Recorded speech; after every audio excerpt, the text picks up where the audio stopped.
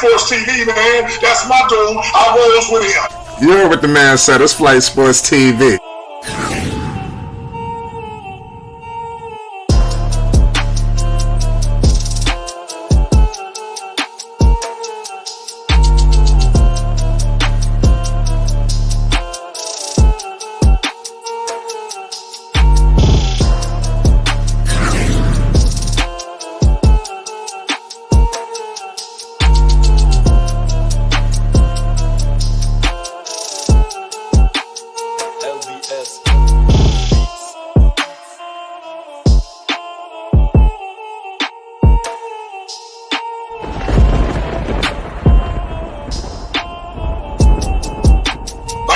Flight Sports TV, that's where it's at. Flight Sports TV.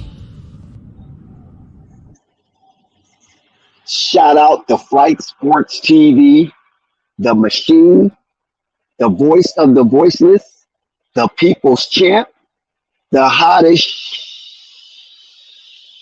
in these streets.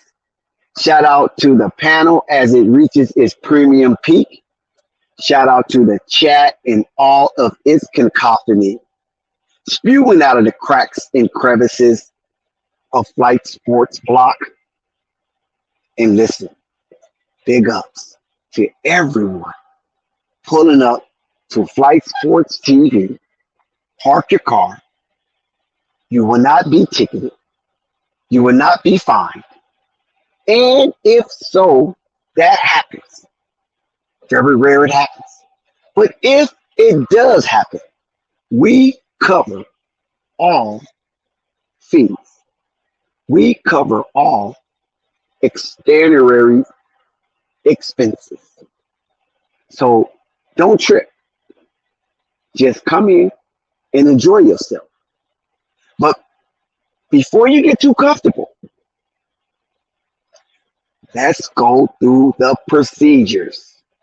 3 steps in order to complete the procedure. And that is hit the like button, hit the subscribe button, and hit the notification bell so you won't miss one iota of an exuberant experience. And we all here associated with Flight Sports TV are humble and graceful that we have the opportunity to be invited to a front row seat to witness this extravaganza. Shout out to my man Flight and all the activities that he got going on. I'm joined here with none other than the infamous Phonics. Phonics, how you doing? Yeah, what's good, B? What's poppin'? How you, man? And we also have Anthony joining us for this extravaganza. And listen, multiple heads is better than one, right? What's that? And we have an infusion of content creators here on the panel as well in the chat that's going to boost this stream tonight. And let us have a really, really good stream. You know, that's amazing. Let us have an amazing stream. Thank you, Anthony. That's the word I was really looking for. Phonics didn't even help me as a wordsmith as he is. Shame on you, Phonics. You're starting off bad already. So it looks like I'm going to have to tighten up my boxing glove because you just seem not to go and act right tonight. Can I get some good behavior out of you, Phonics? Can I get some good behavior out of you? I don't know, bro. Well, listen. What we have for the people tonight is weighing heavily on their mind. I'm talking about the Hive. The Hive is wondering what the hell is going on with PJ Washington. Okay. Does Lamelo Ball and Hornets have enough within the system to win? What is in the vote of the Hornets? I mean, is this the tree of life? Can many words come into fruition that the Hornets have enough? Because PJ Washington looks like he might be on the go. And before I continue and open up the panel, these are headlines that's concerning PJ Washington. Let me read out loud. Cleveland Cavaliers, a looming threat to steal Hornets starting forward. PJ Washington's current contract situation with the Charlotte Hornets is one of the more baffling scenarios of the offseason. Heading into the summer, it appears that Washington would draw interest from numerous teams around the NBA, and the Hornets would happily match whatever offer sheet he chose to sign. Those expected offers are still yet to materialize. PJ Washington. What you say, Hornets? Look, man. I don't like the Hornets pick with Brandon Miller. I don't like that. I do think they need PJ Washington back though. He's a good player. He's young. He has a bright future ahead of him if he can stay focused, stay out the media for the bad reasons. But that's a good little nucleus, man. But I mean, Dex, are we being for real? Like, what do we expect from the Hornets, though? You know, I got to be the party pooper. What are we expecting here, Dex? Are we serious right now? Yeah.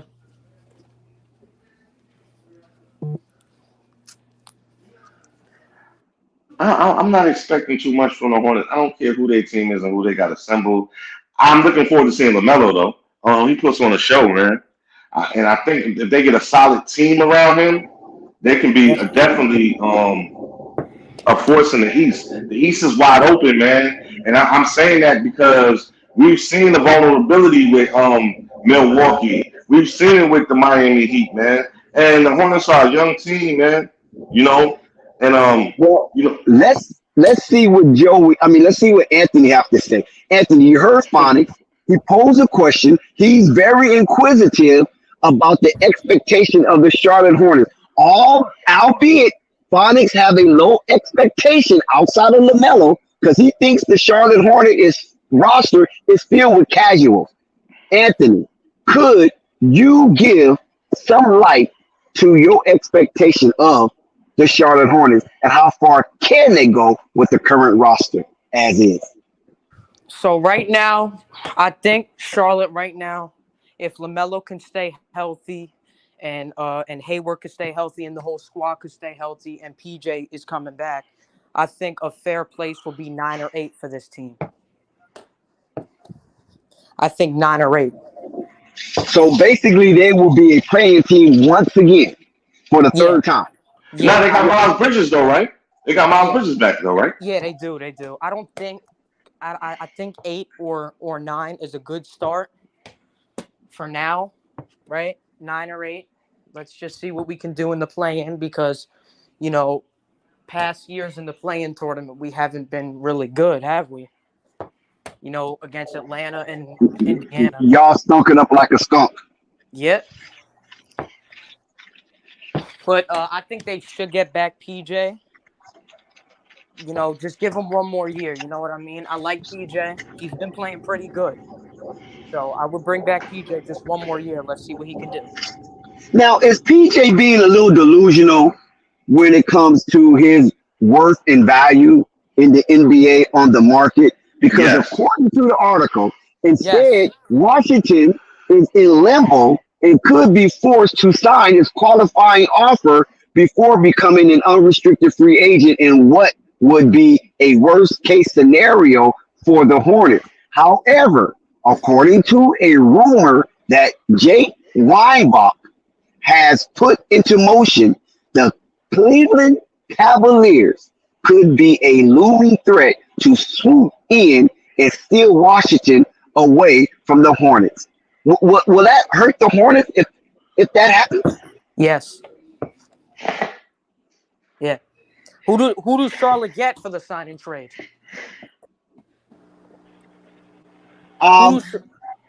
It doesn't actually say because he's a restricted free agent, right? So Charlotte would have to just match if they don't want to match, then he can walk, right? Yeah. Because I don't know though. What do you think about it? well, You think no, they should get that? listen. First of all, this is what the article says. Cleveland would need to offer Washington a deal that will ensure the Hornets don't match the offer, which could be difficult for them considering their current cap situation and impeding contract negotiation with Jared Allen and Donovan Mitchell. Whoa. That's hard. They're not going to do that for PJ Washington. They're not going to do that. You know? I mean, look. I'm like what Anthony said. Anthony, we gotta get you a nickname, bro. We don't come on here with governments. Anyway, I think one more year for him, and he might be in the G League. You know what I'm saying? He's gonna have to step it up, man. You know what I'm Come on, saying? Simon. For real, man. You might have to step it up, man, because you know what I'm saying. I think the Hornets have expectations. I know Lamelo has expectations, and as him being the star of that team, and he wants to win, they're gonna have to put winning around him. Jordan is gone now. I honestly think that they really want to win on a respectable level. You know what I'm saying? Like they really want to compete. And I know Lamelo wants to compete, and I know he's a winner. So look, PJ Washington, I would give him one more year, and then that's it. I'm like Anthony. I agree with that. Oh my God, Jesus Christ! Shout out to the icon, Uncle Vern. What This up, dude be Jack? sneaking. This dude be sneaking people in here on me, man. Jesus Hey, Christ! hey, and matter of fact, young man, ain't no wrong with your name. Matter of fact, if anybody need to change their name, is this idiot that's sitting up here talking to me right Oh now. my God. Oh my God. Vern, I hate you, man. And since we speaking about that, what is a fun? The Delphonics. That's all right. That's where it came from. Yeah, all right, we'll get it right, dear. That's all right. I shouldn't have to guess Fun, what the name is. Fonda's got bars. Be careful. Yeah, He busts a freestyle on you in a minute. yeah. Hey, Dex, I know what bars he hang out at. Vern, you something else, man. You something else. But Yeah, I agree with you about that PJ Washington thing. I would try to break my neck to get him back next Plaza. I would try to get, I'm just saying, that ship just sells. You good, PJ. If you want to come back and be a shot at Hornet, you have to come for less money because we ain't finna throw you the farm. Like, actually, we try to get rid of some more of you bums. So hey, I'm telling you. And that was the whole reason for bringing in them other no-namers. To get rid of these so-called little namers. Okay, so Uncle Vern. Yeah. Hold on one second. Uncle Vern. If they don't sign PJ Washington, then next year he's an unrestricted free agent. He could be a flight risk. Yeah, okay. And leave for nothing. And so they drafted a player, hold him for 5 years and get nothing for him in return. What kind of investment is that? So you want to prevent him from being a flight risk, and hopefully somebody can offer him something so you just can match it. Or if you don't match it, it'll be signed and trade. yeah, but Dex, what's their starting five? I'm sorry, Vern. Something's wrong. They haven't re-signed him yet. You know what I'm saying? So something they got observations about it. You know what I'm saying? So I can understand that. He's not the greatest player in the NBA anyway. He's not even close. So I mean, they don't think he's worth all that. Maybe so. I don't know. But I wouldn't break my neck. If I was saying myself, I wouldn't break my neck trying to hold on to him and retain him. Well, according to 100%. According to several different media outlets, the Charlotte Hornet has two separate projecting starting five lineups. One of them include Brandon Miller, and one of them does not. So, which one do you want? To include Brandon Miller or the one that doesn't include? Nah. Okay, so that is Melo, Terry Rozier, Gordon Hayward, Okay, you can stop now. Mark Williams, and Miles Bridges when he comes. Yeah, you can stop. Yeah, you can stop. I want Hayward out of there. You can put Brandon Miller in. I'm sick of Hayward. His whole career has been nothing but disappointment. And the only reason he had a little life left in his career was because of Brad Stevens. You know what I'm saying? He has not lived up to the hype. I never believed in the hype. He can't stay healthy. His days are number 2 in the NBA. Nah, man, put Brandon Miller in there. Bench Hayward. Well, that's But two how you times. going to bench That's $30 two million? times. I agree with him. 2 times. I agree How with you that. going to exclude Gordon Hayward out of the starting lineup when he is sitting on the purse strings of Charlotte? Okay, but He's he the can't stay second healthy, highest player, Dex. but he's the second highest paid player next to LaMelo. Okay, with Dex, he can't stay healthy. Number 1, we already know that. Number 2, you know what I'm saying? They know how to move money, man. And move money and get him ghosts, man. That's just the bottom line. You know what I'm saying? Move money and get him ghosts. Let's stay Because cool. the Hornets can't win with him. Hey, Lamelo, I know you listening. Y'all can't win with Hayward, man. Get him out of there. You know what I'm saying? Tell the upper management to make some magic, man. Send some some draft picks somewhere or a couple players, man. To try to get a team to flip half the bill or something, man. Get him out of there. Well, we got to send an illustrious shout out to Johnny Boy 714 for his $5 super chat. Shout out to Flight Sports TV. Cleveland ain't touching PJ Washington. Woo! That's Let's a bold statement, Johnny. let's do a quick shout out for Johnny for down donating $5 real quick. Yep, we just Johnny shouted him out. donated 5. Yep, go ahead. Shout out Johnny. But look what he says. He says, shout out to Flight Sports TV. Cleveland ain't touching PJ. How do you feel about that? I believe it. I mean, what they need him for? I don't get that. Why would they take him? What they need him for? Well, Cleveland might can do a little better with PJ than the Charlotte Hornets because the Cleveland Cavaliers already have a good team. So they don't have to get much out of PJ, but PJ just got to hit those threes and stretch the floor to create room for Mobley and Jared Allen and also for Donovan Mitchell, Spider-Man, to do his thing. Oh, okay. What's good, Luke? Cool hand, Luke.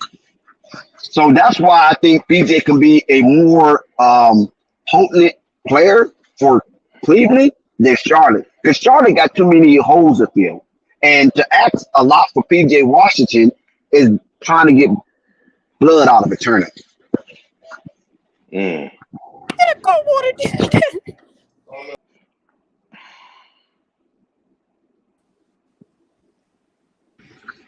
We got John F. How you doing, John F? Is your mic hot, John?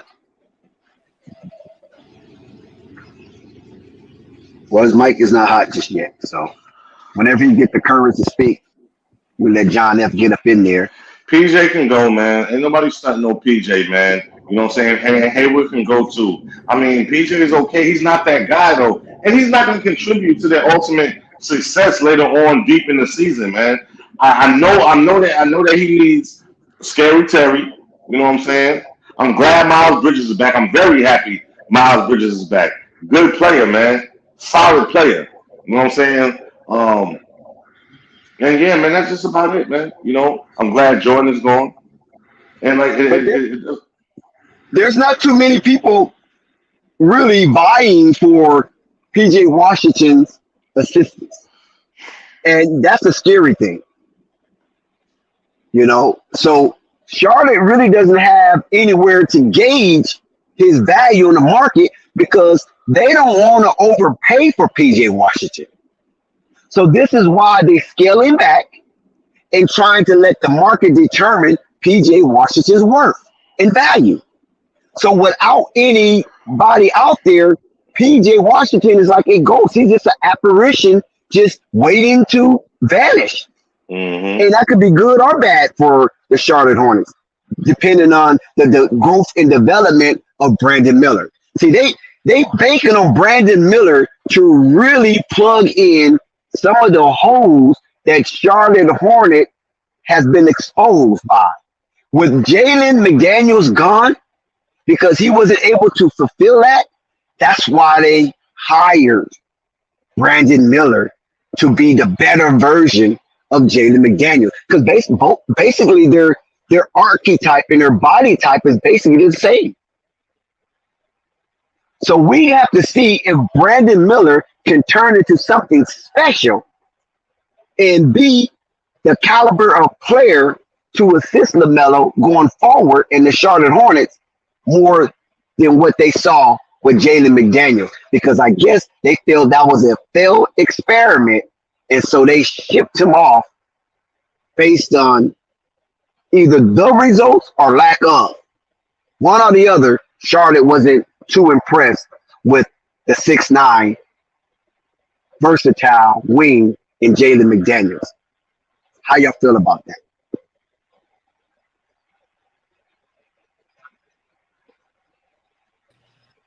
Uncle Vern, Anthony? Okay, what was the question? My bad, I didn't hear you. That the Charlotte Hornets is facing the draft of Brandon Miller to plug in that void in which Jalen McDaniel was unable to. So they was not impressed with Jalen McDaniel. Even though Jalen McDaniels have the same archetype or body type as Miller, Yeah. and he failed in his pursuit to assist Charlotte and where they was inept at. So they shipped him off. Well, I'll And tell you so, this. yes. I think Miller is much more gifted offensively than Jalen McDaniels. Explain. Well, we just see, look at the numbers. You know what I mean? In college, let's just look what Miller's done, right? I think, like, I don't know if McDaniels was this good, and I think Miller is going to be so much better than him offensively. Maybe not defensively, but definitely offensively, 100%. 100%.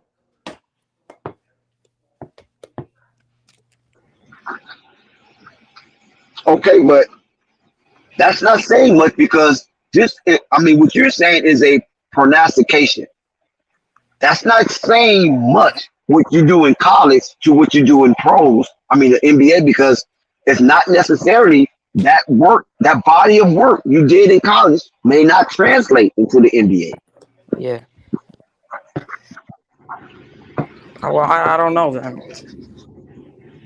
So you rolling the dice like the Charlotte Hornets is rolling the dice, basically. Because when you pick Brandon Miller, which has the same body type as a Jalen McDaniels at number 2, then you expecting this guy to be generational. Yeah. Do you see generational talent in Brandon Miller? And if you do, where? In his offensive game. Now, hold on. I don't see generational talent in none of the 3 picks that was picked in the NBA draft, man. The first 3 picks. No, they're not. They're not generational talent. They're not that good, and maybe they will get that good one day. But I don't see them as being all-time greats. I just don't see it, man. I don't see it. And look. I'm old enough to go back. I remember when Steph Curry was at Davidson. Did we see the Steph Curry now? No, hell no. Draymond, no. A lot of these players. But we saw them gradually improve from year to year. So I'll give them that much slack. They got 2 to 3 years to let me see something, man. And if I don't, then I was right. Mm-hmm. But when you mentioned Steph Curry, he was phenomenal in college. He was. We saw a lot of promising activity from Steph Curry. And one of the things that we saw is that he put Davidson on the map. He did. I agree with you. Did Brandon Miller put did Brandon Miller put Alabama on the map? No. And I don't see generational talent there. I just don't see it. I mean, now look, I'll give him the benefit of the doubt. He had a lot going on with that situation, and that, you know what I'm saying, and what happened and all of that. And I knew that weighed heavy on his mind. However, I did not see it, and I don't see it. I just don't. I think now they pick players more off of hype, you know what I'm saying, than really, you know what I'm saying, could do something. You know what I'm saying? I believe the same thing with Zion. Zion is not a generational talent to me. He was a YouTube sensation. Ain't nobody even know about Zion like that. And can't nobody come on here in front. Oh, no, you was not. he became a YouTube sensation that people started going to the games. Well, That's when. but with Zion though, Phonics, he was very and highly impactful and productive when he's on the court. Dex, It was more than, but Zion was more than sensational. Zion was practical. Let me ask you a question real quick. Cam Reddish, RJ Barrett, and Zion Williamson. If you could do the draft all over again, who would you take?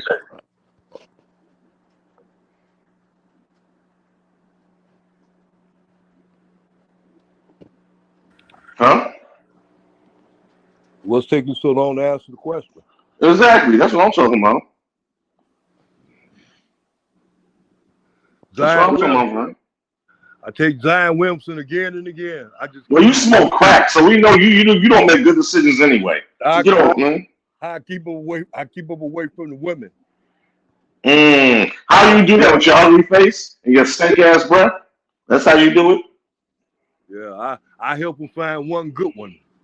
Listen. Yeah, that's I'm what sorry, listen. Everybody don't want prostitutes, Vern. Go ahead. Man. Hold on one second. Hold on one second, everybody. Listen, guys. Don't jump on and off the stream, because if you start doing that, I'm not going to let you on because it's cutting me out. It's throwing me off the stream, and I have to be here. So when you get on the stream, stay on the stream. If you get off the stream, wait a while before you come back, because I'm not going to keep looking back and forth to trying to get you on and still concentrate on trying to make this an exuberant experience. So if you think you're going to hopscotch constantly or play jumping jacks, I can't do it. So if you get on, stay on. And if you get off, stay off for a minute and then wait a while and come back on. Allow the stream to have a continuous flow. Dex don't have producer skills, y'all. That's what he's telling you. Go ahead, Dex. Well, I can't be multitasking and still give them the best of me, because you follow what I'm saying. So I can try my best, but if you get stuck backstage, don't get mad at me because I'm putting you on. If you keep jumping on and off, that's your bad, not mine. Okay, go ahead, Phonics. My bad. He was asking you a question about Zion Williamson. Yes, if I was to redraft, I'm drafting Zion Williamson 10 out of 10 times. He's smoking what you smoke, Vern. And it ain't that weed. You do not pass up on Zion. Zion had reintroduced Duke to a lot of people that was falling away from Duke. Keep that in mind. It wasn't RJ Barrett. It wasn't Cam Reddish. It was Zion. How do you figure? Did they win anything that year? No, they didn't win anything. There's a lot of years that Duke didn't win.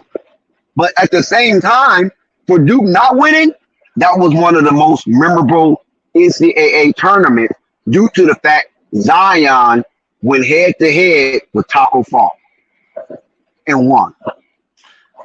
You can't be serious right now.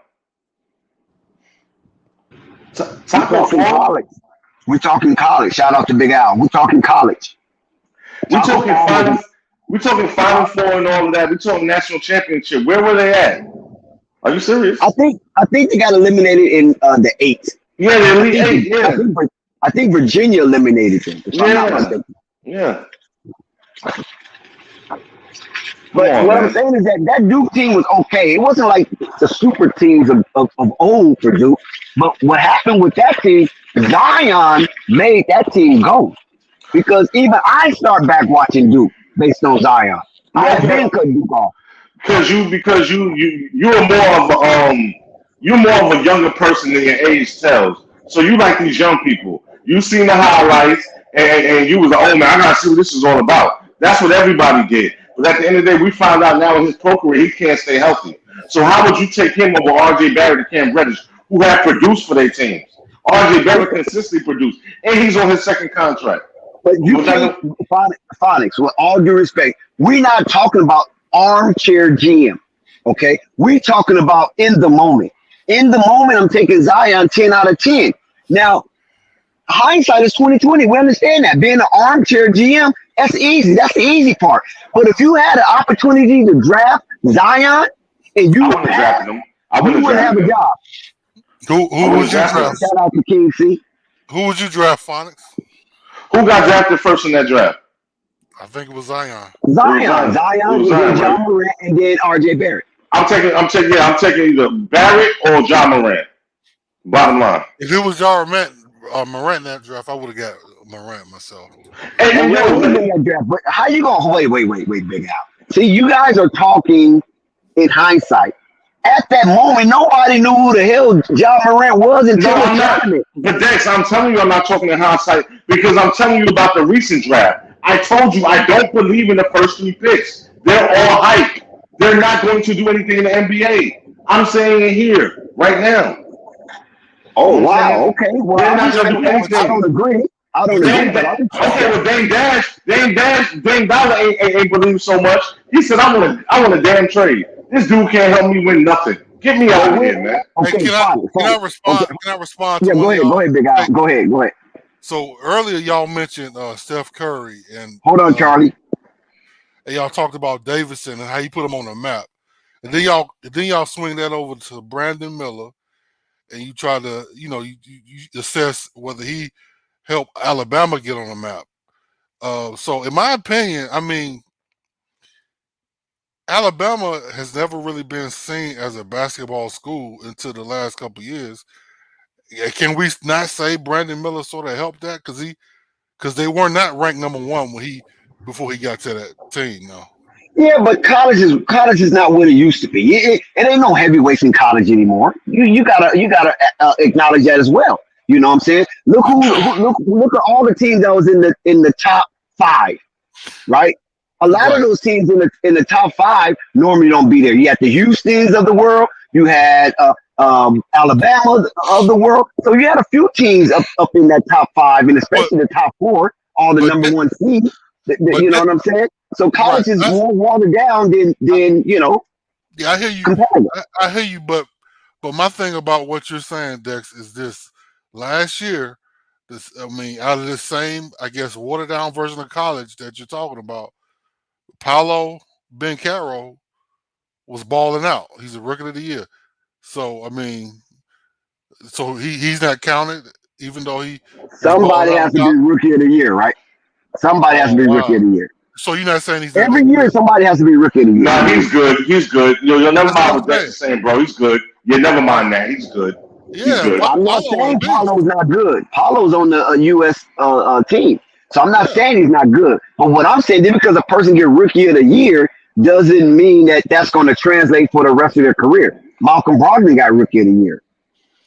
but I wasn't finished with my statement because y'all also talked about Steph because Phonics made a good point, and I agree with it that Steph immediately he wasn't balling out like that. I don't think. Mm-hmm. I think he played with Monte Ellis. Or did he start? Yes, I he can't did. remember. Okay, but did he start though? Did he start Phonics? I don't remember. I don't think so. I don't think so. I'm trying to remember. That's so long ago. The You know, link is Monte in the was at the chat. one The though. link is in the chat. Because Monte was at the one though. He was at the one. But okay, I don't think we Steph. were talking college though. We wasn't talking about once he got into the pros. Because no, No, when no, you we, get into the pros, we that's a talked whole about that nother too. transition. and no, I don't But think in it is college, though. But if it he put Davidson on the map. Who knew of Davidson? What other player that you know came from Davidson got into the NBA, regardless, first round or second round? What other player can you name come out of Davidson? well his Right off the brother. top of your head. But think about it, Dex. His brother went to But Liberty, you know so I all the players mean, that came out of Alabama. Colin uh, Sexton came out of Alabama uh before CJ Brandon Miller. And McCollum he went to Weber State. I mean, come on. I mean, no, we're not talking if you about can that. ball, you can ball. We talking about putting players, putting teams on the map. But Weber State, no, you talking not CJ McCullough, you talking about Dame Miller with Dang, Weber Dang State. Little Oh, went to dang! I Weber. thought okay, Yeah. my Yeah. bad. It was CJ Lehigh. McCullough went to another Lehigh. small school. CJ Lehigh, went to exactly. Lehigh. Right. Right. Well, I But mean, but my go ahead. my point is that just because you get a lot of hype in college, it doesn't mean it's going to translate into the pros, right? So what I was referring to Brandon Miller about Alabama have already produced legitimate NBA caliber players before Brandon Miller, and Colin Sexton was the last guy of notoriety to be produced by Alabama. One and done. Yeah, and Colin is questionable in my opinion, but yeah. Well, he's injured riddle. But before he was injured riddle, Colin was having a fringe all-star year. He was kind of in that category of Darion Fox. You know what I'm saying? He's putting up numbers, but they're just not winning. But if Colin Sexton would have been a part of that Cleveland Cavalier team, he would have went to the All-Star over Darius Garland with the numbers. Okay. So did I throw y'all off? Because I just jumped on when I was trying to. No, you good, about you good, Rand. you good, Al, you good. Ain't no problem. Because Yeah. this is your squad, and they need representations like you. Because if you don't come on here, me and Fonda's gonna drag them through the mud. I'm telling you right y'all now. will. Ain't Y'all- nobody gonna stop us. So we y'all need to are. be Yeah. kind of held in check. Y'all were dragging PJ. I mean, but I don't know, man. I don't get it. I mean, I get sort of what they are doing with PJ, but I don't know, man. I said me and Phonics. Excuse my bad grammar. Phonics and I. Oh, okay. Right. I feel like PJ Washington, I want him back. I feel like he's a good option for Lamelo. So I don't know PJ why. Washington. Yeah. So explain how PJ Washington with a healthy Charlotte Hornets team returning can be impactful. Well, I'm glad you asked because I mean, who else do we have other at power forward? Because with JT Thor, I don't trust him, man, as a backup. I feel like PJ, he can be a backup or a starter behind Miles Bridges. I mean, I'm not saying he's a make or break player, but I feel like he would really help this team. You know, go from where they are right now to contenders. So, I mean, he's a decent defender. He might not be that tall, but he's a decent defender. He's a solid 3-point shooter.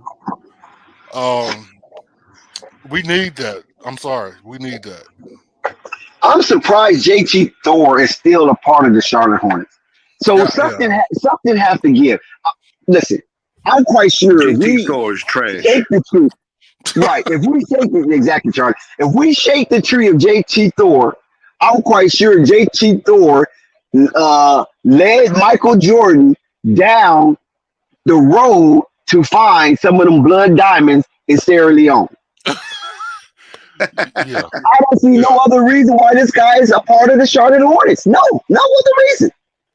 Right. I mean, that's one another one of those bad decisions, and so I mean, we're littered with them. So we just have to wait till that fall off, unless he just all of a sudden balls out, because he's never really shown me anything where he's like, oh, he could take the place of PJ Washington. So I feel like we need to sign PJ Washington. We have made too many bad decisions to be acting like and having this pretentious attitude like we don't need PJ Washington. Not saying we should, sign over our life, just a big old deal for him, but we need him, in my opinion. So yeah, that's my take. Can I say something? No, that's a good take. Yes, sir. Go for it. I just want to say this to you.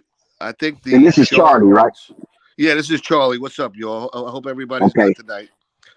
I want to Yeah. say this to you. I unfortunately, I think the Charlotte Hornets are just cursed to begin with Ooh. all around. Because, yeah, listen, I don't want to be that dude, man. But let me just say this to you: if you look at the drafts, if you look at the just as bad as the Knicks, what we've done as a Charlotte Hornets organization, what we've done to blow so many good draft picks recently. You had Jay Alexander Gill, right? We had him. If we would have just kept him, that man is going to be a 5-time All-Star player, probably a future NBA Hall of Famer. Who was that again? I'm sorry, I didn't catch it. Say it again. Jay Gill Alexander. He plays Oh, ball. yeah. Right. Okay. I mean, you see what kind of numbers he's putting up right now. Yeah. I mean, he's one of the most dominant players right now in the league. The last 3 years, scoring defensively. I mean, the team sucks. Oklahoma sucks, but him as a strong piece around Lamelo would have been a dynamite combination. And they ended up trading him in the draft for Miles Bridges, and I don't know who else they got. But if you just look at the history, and if you want to go way back, because I'm an old school man, we had I don't understand the whole Kobe, rest in peace Kobe Bryant. When Charlotte had Kobe Bryant at number 8, I just don't understand what was that all about? Well, Kobe What? Bryant was a teenager. I mean, and teenagers at that particular time, outside of Kevin Garnett the year prior, he was a big guy. You follow what I'm saying? Kevin Garnett was a big man, and here they got at the what was Kobe about 6'6" coming in or 6'5" coming in, and he grew a couple of inches or whatever.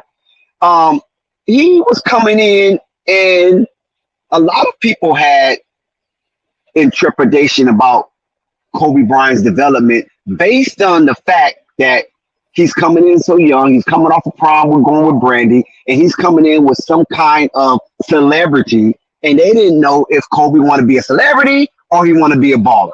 You understand what I'm saying? Was he gonna fraternize with Hollywood, or he's gonna shell himself up in an inclusive environment and work on his game? You follow what I'm saying? And we know that the latter. He worked on his game. He didn't get into the Hollywood celebrity stuff. But upon coming into the league, he was amongst that young core and being amongst that celebrity stuff. Because even he was in a Beyonce video, right? Or Beyonce was in this video. It was one of those two things. This is how he meet Vanessa. So, nevertheless, Kobe did come in with some questions. He just happened to bloom into one of the greatest players to ever touch a basketball. But in the beginning, listen. I'm with you. I'm following you. But that's part of the NBA scouting reports. You gotta have that eye. You gotta have that magic feel for a player. You talk about generational players. You see a guy like Kobe Bryant, whether he's 6'7", 6'8", a guy like that who could be a 20-year player and dominate like the way he did. You need to have that type of, scouts NBA scouting report on your team to make sure that man stays on the team. I mean, so I have something to say about that because looking back with the Kobe thing, I'm not old enough to really, I guess, be cognizant about the significance of that at the moment. But I will say this: the GM at the time was the icon of the NBA. What's his name? Jerry West. Jerry West. Right. This man knows basketball. Yeah, he's a great talent evaluator. A great talent evaluator. So the point is, he saw in the 17-year-old Kobe what he needed to see to say, you know what, he's worth that. And I think I think they had more real estate too, because they weren't so bad that they really could take a chance on a 17-year-old guy. Good take. Very good take. That's a good point. That's a very good point. So, and Charlotte has been in the fucking doldrums for so long. They're like, you know what? Well, at that time, Charlotte was a good team. Because they didn't have Eddie. I think they had Eddie Jones. Did they have No. Eddie Jones was still with the Lakers. Gill back then? Yes. They had Kendall Gill. Yes. Did they have Baron Davis? I don't even remember. To be honest. I think did they have Baron Davis then? No. Baron Davis came later. Because they opted to trade Kobe. I know they got Vlade Divac back. A pass. I think Baron came like 98. Okay. So they got back Vlade Divac, a passing center. Woo-hoo-hoo, Baron Davis was my guy. Yeah, he was a beast. So, but listen, you got to remember, like you just said, the key word. The Lakers was in a position where they can take that chance. But why were they in a position to take that chance? They had another offseason move that came in with Kobe Bryant. So, and this player. Is that Shaquille? That's right. There you go. Yeah. There you go. Oh, yeah. So that's that bullshit. So it's the same right now. They keep making all these bullshit moves, and they have to make up for that shit, like, because they're pretty much in a snowball situation. We got to do something, so we can't just take a chance on somebody. And that's the bullshit. You can't really Right. build on anything if you have a bunch of trash to build with. Your foundation is garbage. So By the way, let me say hopefully, this to you. I know But you got to I spin know also, LaMelo though. I mean, Ball is your guy. you can't just depend on the draft alone. You have to spin, and you got to be clever, but and that's what Jerry West but you can't represented. spit. He But represented the cleverness of the GM in building Right, teams. right, He right. used he used the exactly, draft as well as free agency. exactly. I agree. Fact. But what was you saying? I was gonna say something at the. No. Listen, I was saying now let's take it fast forward. Let's talk about the current Charlotte Hornets. LaMelo Ball, very talented. I'm not going to put him there with Magic. Obviously, he's versatile. He can shoot the three. The only thing that worries me about the Balls is their health. All those Ball brothers, they're stricken with that. They get hurt very, very easily, and we've already seen LaMelo Ball with his wrist, with the ankle. We already see Mhm. what happened with Alonzo. I'm very, very concerned Not that we Alonzo, just Lonzo. Lonzo, Lonzo, yeah. exactly. So I'm concerned about I'm concerned about Lamelo's health moving forward. so I heard. Talent wise, I can't see anybody better running the point guard and running the team. But Oh yeah. I just think Oh, that but he's got to, Charlie, yeah, on the contrast, LaMelo's wrist, that was a whole different situation. His ankle, now that was kind of bizarre, right? That's his body just giving out on him. But his wrist was an injury that was a contact injury, whereas the ankle was a non-contact injury. So that's the concern, the right. non-contact injury. But if you get an injury with contact, you But can't knock that. listen, at the end You of the can't, So right, hey, I want to say this. I don't know how you work. Go ahead. I'm sorry. Oh, it's all good, but I just want to say this real quick because I mean I want to ask the question because this is the whole thing about right now. Just like I was mentioning earlier, the foundation has to be solid so you can let people develop. You know what I'm saying? The foundation has to be solid.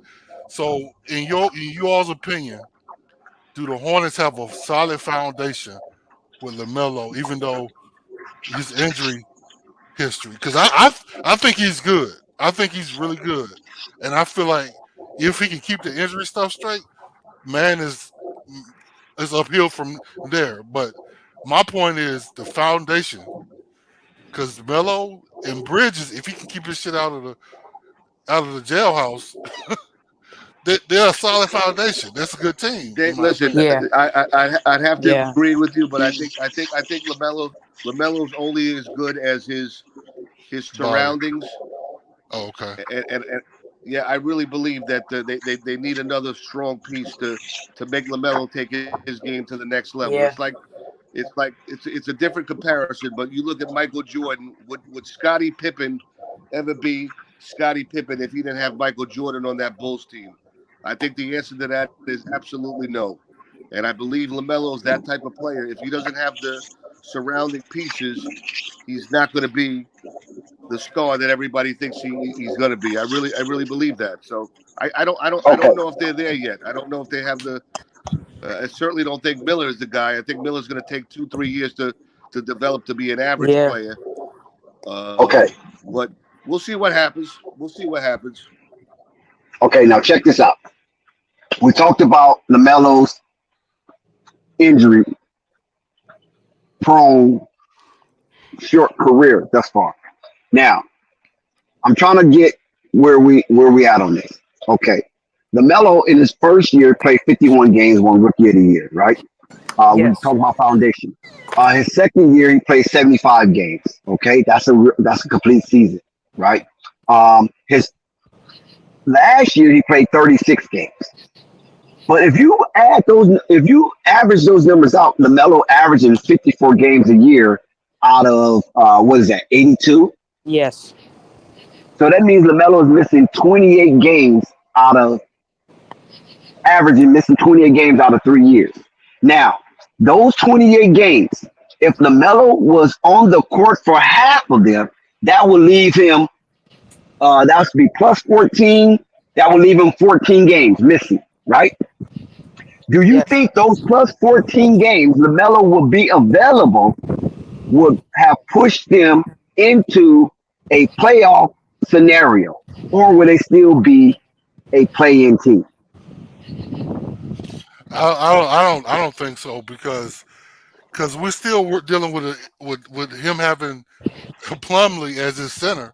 I think Mark Williams, if he can get his stuff straight, which he is looking like he's doing that, I think he'll be a big piece because Melo, well, we're sort of sidestepping his defense. I mean, and we're looking at everything else. That's sort of another issue. But with Mark Williams instead of Plumlee, because Plumlee's not a real center, or he never was. Yes. With Mark Williams, Stop for a Melo second, Big Al. look a lot better. Stop. You said something important. We're overlooking LaMelo's defense. Now, that's grade on the curve, okay?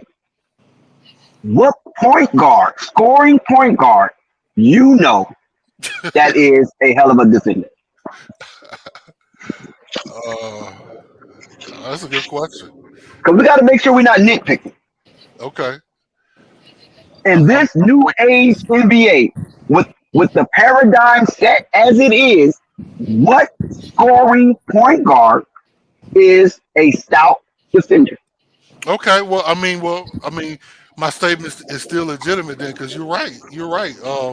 I can't think of one, but when you sit back and think with what he has now, Miles Bridges helps him, and then Mark Williams, like Charlie said, he does need other players, but Mark Williams is a legitimate center. Yes. He blocks shots, he gets rebounds. Plumlee was not. He was an okay rebounder, but he wasn't a real center, in my opinion. So that really opened up stuff for Melo because his guy is going to the rim and not getting opposed at all. But Melo plays okay defense. But answer your question, Dex. I really can't think of a star point guard that's playing defense like that. To be honest, I can't. Yeah, no, I'd have to agree. I don't know what at all. But Dex, by the way, you did way too much math for me there before. All that my bad. Yeah, my brain's starting to hurt, Dex. My bad. I apologize. I'm kidding with you. Sometimes we have to get a little analytical because we do have some analytical kind of people in the chat. So sometimes numbers really just tickle their fancy. Man, I'm with you, man. I'm with you, brother. I'm just playing with you. No, but listen, let me say this. I think they're going to be an exciting team to watch. They're going to be a fun team to watch. How far they go, I don't know, but I think they will need some to make some real power moves as the season goes on, because I just don't think they have the pieces around LaMelo to make this a real. Forget about contender, but just a team that goes into the second round, the third round of the playoffs. They're not there yet. I agree with Anthony. I think they're a 9-8 seed, if that, on the play-in, and I think they're going to have a hard time getting to the next round. But they're going to be fun to watch, that's for sure. Yeah, And will be fun. we'll see what happens. Well, Now, when Big Al asked the formidable question, how strong is the Hornets foundation? Which, listen, a lot of people don't even think like that, but that's good for you, Big Al. How strong is the Hornets foundation? You basically have two players on the Charlotte Hornets who have shown promise by their numbers steadily increasing and trending north, and that is Miles Bridges and LaMelo Ball. Right. When you look at LaMelo Ball, how strong is the foundation? Because they gave this young man $260 freaking million with a rough shot roster. He doesn't have the roster of Ant-Man. He doesn't have the roster of Tyrese Halliburton. But the roster that LaMelo has, he has to deal with it. We know it's helter-skelter because one minute you see him on the main team, next minute you see him in the G League, and they go up and down, back and forth like Mm-hmm. Jacob Ladder. Yep, that's true. So this was what LaMelo has to deal with. So you ask the question, how strong is the foundation? I say, let's wait to 10 games with Miles Bridges, not 10 games without Miles Bridges. That's the first 10 games of the season. But once Miles Bridges get reacclimated to the Charlotte Hornets main roster, then we can judge them in a 10-game increment with Miles Bridges on the floor and see what is, how heavy their foundation. We can revisit this question because I think this is a legitimate question. How strong is their foundation? That's what a lot of the Hive has been frustrated about based on draft picks, based on non-signing, based on inactivity in the offseason. Because with you, the Charlotte Hornets, if you the Hive, you should be busy, right? Aren't Hornets busy? You don't see Hornets resting on their laurels. Hornets are constantly busy, and if you get too close to their Hive, they're gonna sting your ass. Right.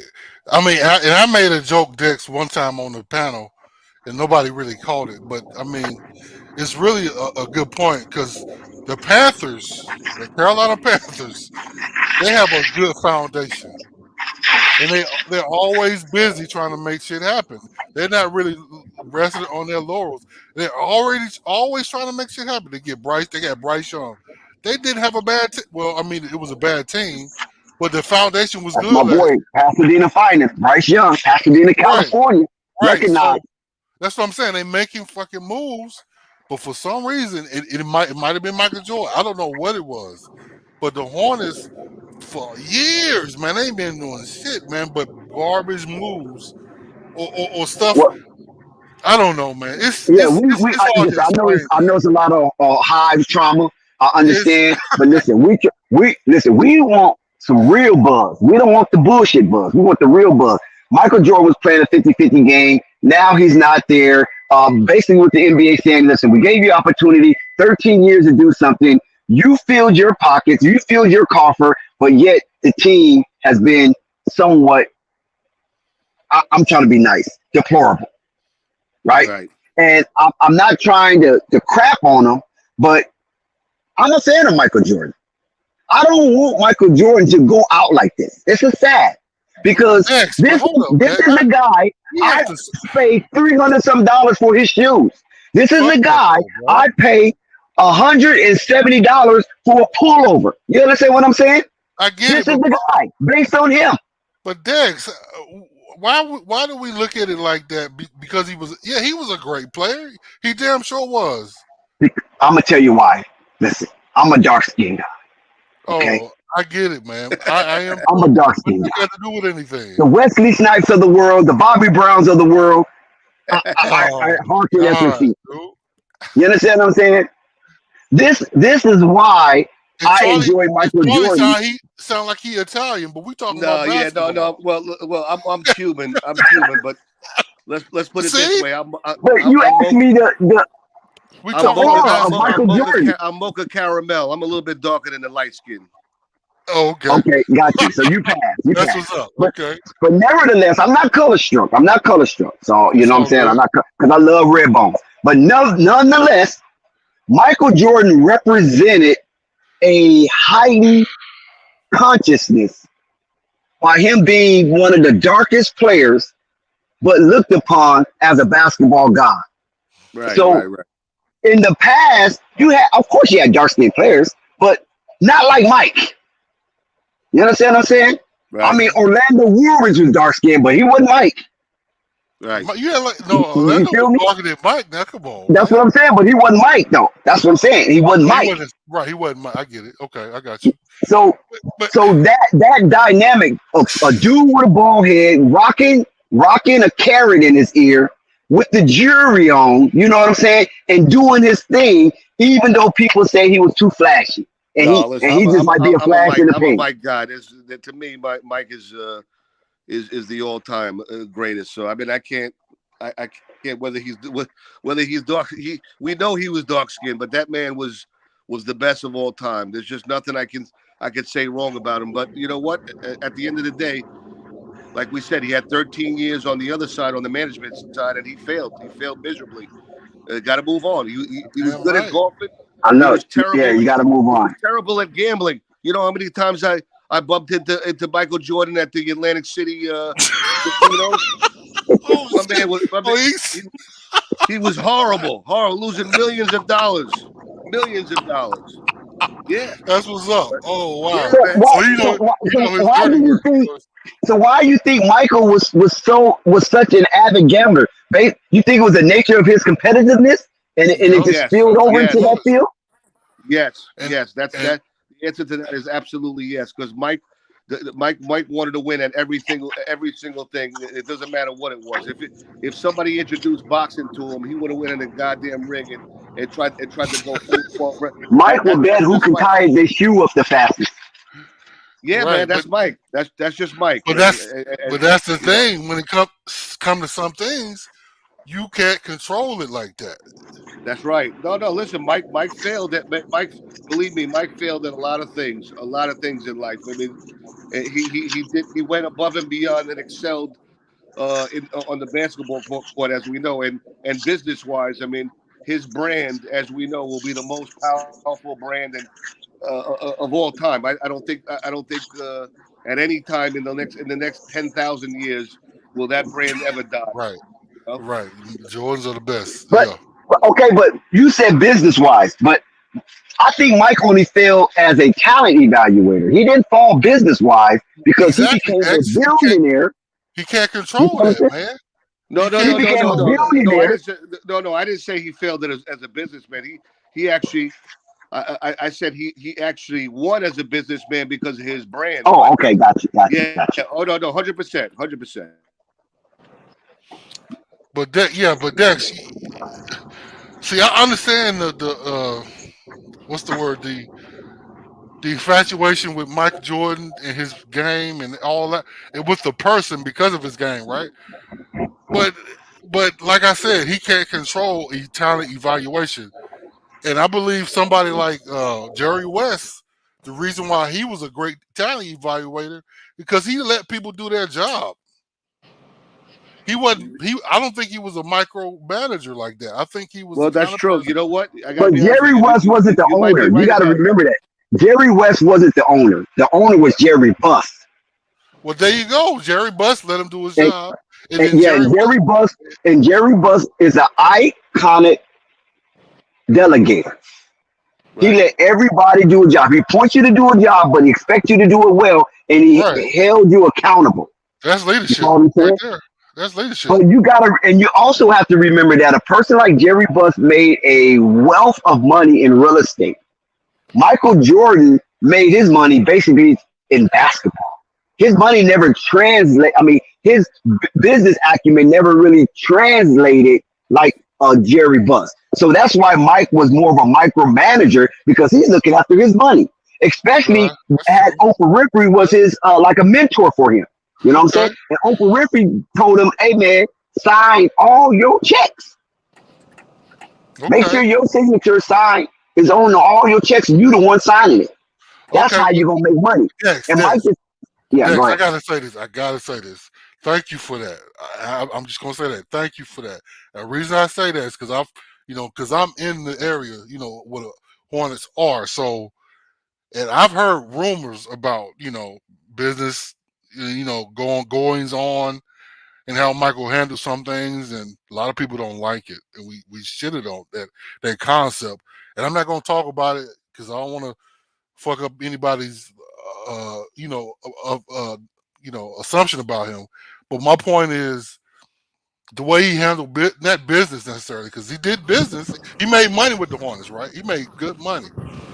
But my thing is how he handled some things, especially when it came to talent evaluation and how he views basketball players was wrong because you just can't control players. You can't make them be something they're not, and you have to look at people. I mean, how the fuck do you draft? This is gonna go down in history as the worst draft pick I've ever heard. Just as a basketball player and a basketball savant, I just love basketball. MKG, what was he doing in college Yeah, that that was. warranted him Let me tell you to something. be That was crazy. second pick. That was crazy. That was crazy. I can almost I'd see have to. I can almost see Adam Morrison because he was balling out in college, but he was too skinny. He was a diabetic. That shit didn't work out, But MKG second? What the fuck? Just because he's a defensive savant, who gives a fuck? The best offense always beats defense. I don't know what they were thinking when they fucking got MKG. So I mean, stuff like that is just crazy to me. My fault, Well, Charlie.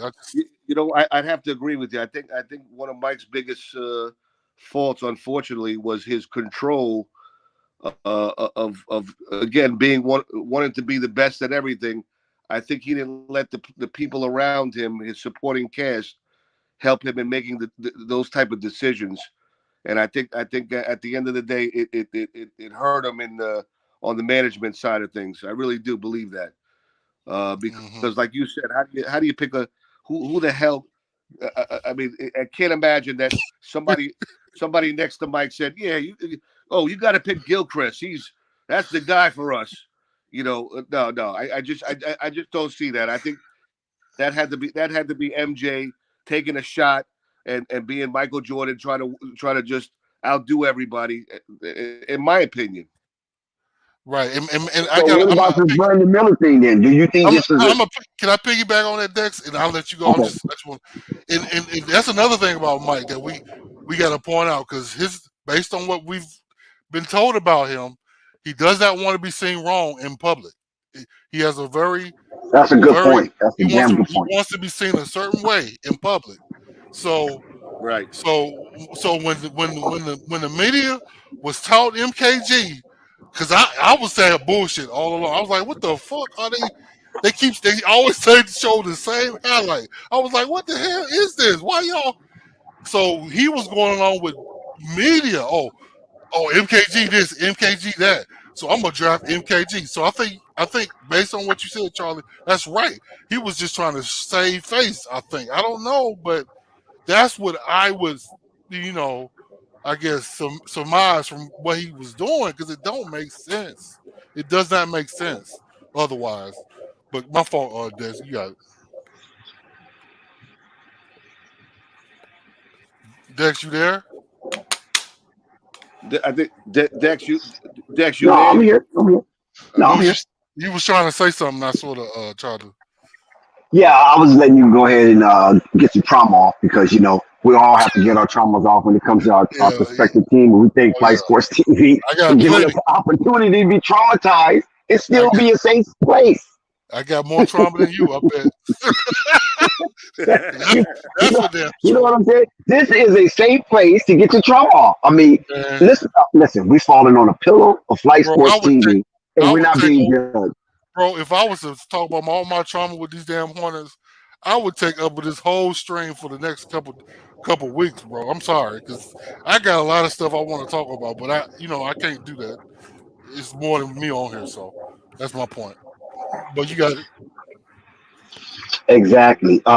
So the thing of it is this: we want to see Lamelo exceed, right? And we want to see him exceed in the Charlotte Hornets uniform, because that's who made LaMelo Ball one of the richest rookies of all time. So we appreciate that. So that also tells us that the Charlotte Hornets value his time and space wearing a Charlotte Hornets uniform. But that's LaMelo Ball. But what about the rest of these guys? We need more activity out of the Charlotte Hornets ownership. I mean, we need a splash. And the Hive was waiting for this splash. I mean, we heard the buzzing. We seen the wings flapping and everybody surrounding the Hive and a lot of jubilee going on. And then all of a sudden they signed Frankie Cigarettes. Is that his real nickname? Is that really his Cigarettes? Correct. Oh my God. They signed Frankie B. I had no idea. Are you kidding me? This is the splash that the new ownership has moving forward. This is the beginning of the dispensation of the new ownership. Plumpton and Schnell. Are you freaking kidding me? Frankie cigarettes? And then you backdoor it with RJ Hunter. Who the hell is RJ Hunter? Will somebody give me a dog tag so I can identify this guy? Who the hell is RJ Hunter? What has he done? I feel like Janet Jackson. What have you done for me lately? This guy been out of the league. For me lately. I mean, come on, Charlie. You got to be freaking kidding me. Only thing I can think of is that these were signees prior to Michael Jordan abdicating his throne. They had to be. They was in the making, and then they finally just closed the deal. Like 1,000%. this is insane. I have a Like, legitimate question about this Frankie cigarettes argument. So is it a situation? I mean, where because you know a lot of people that smoke the Hornets, they're talking that Frankie cigarettes was a good defender. Is a good defender. So he's a good backup point guard. That's a good defender. Do you all agree with that? No, I don't. who cares? No, me either. Who cares if he's a good defender? You understand what I'm saying? All around. Frankie cigarettes? He couldn't even Frankie average, B? he couldn't even average 5 points last season. Mm. You know? He's trash. I'm all trying to around. figure out what was in the mindset of reaching so far low that you find Frankie and you say, this is a good idea. Let's put him on the roster. They got players in the G League better than this dude.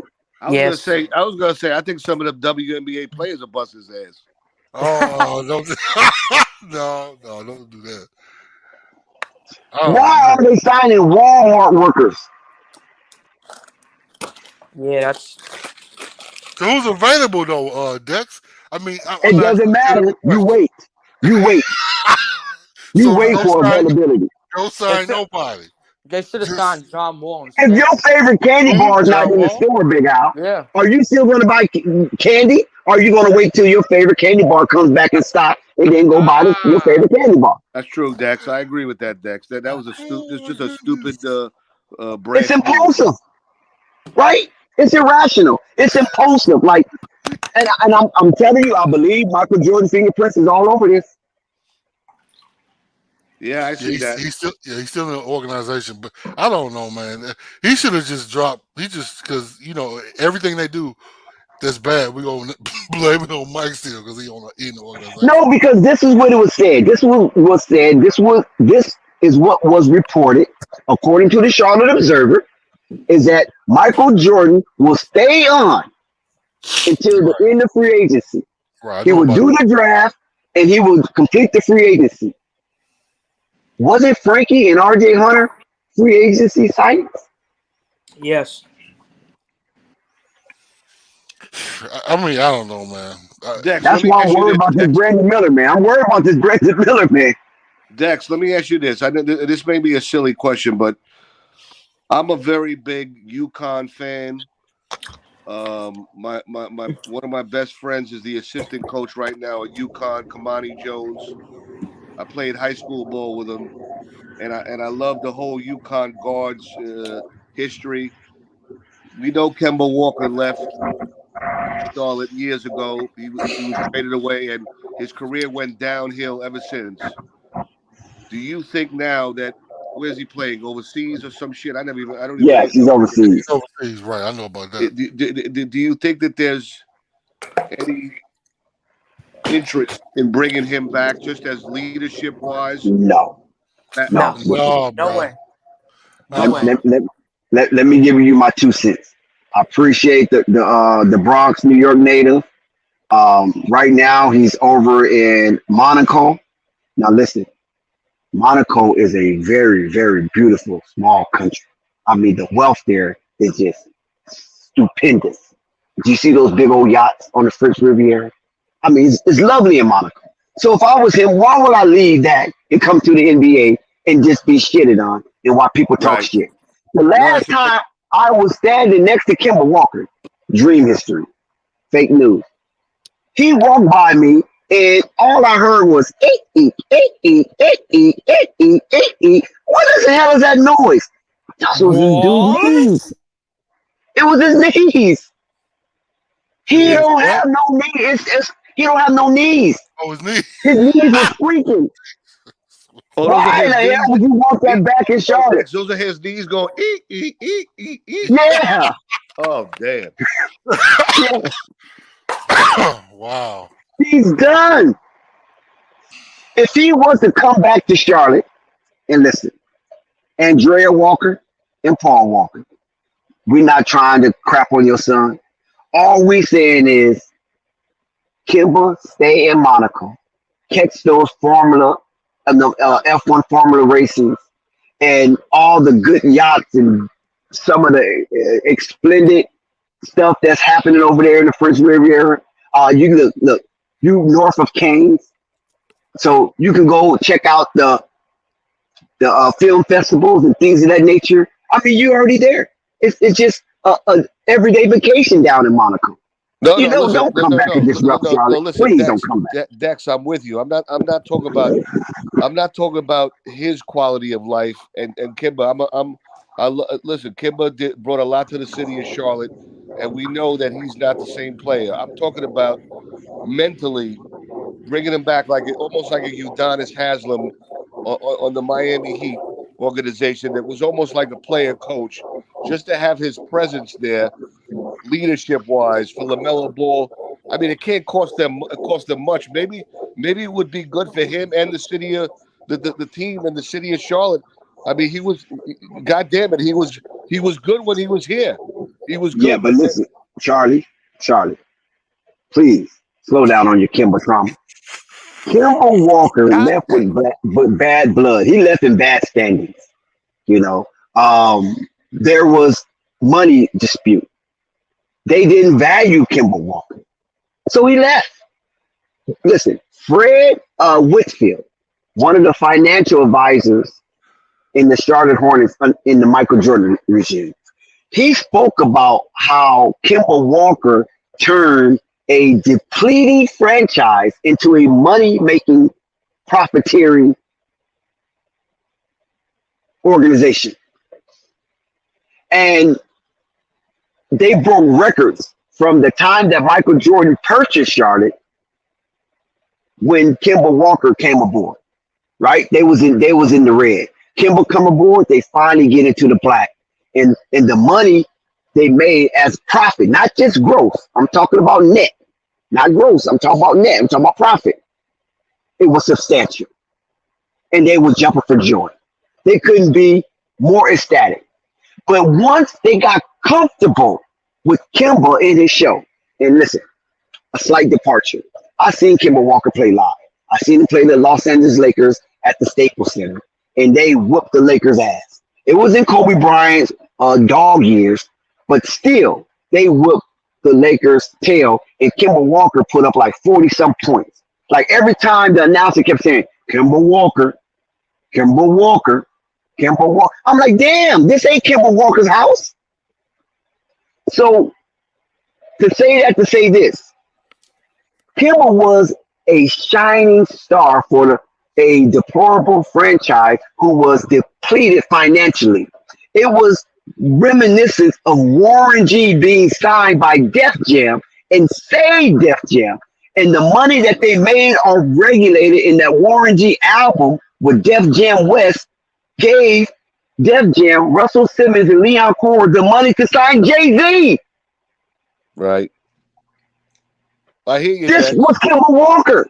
He makes money for the Charlotte Hornets that they was able to sign better players, but they didn't.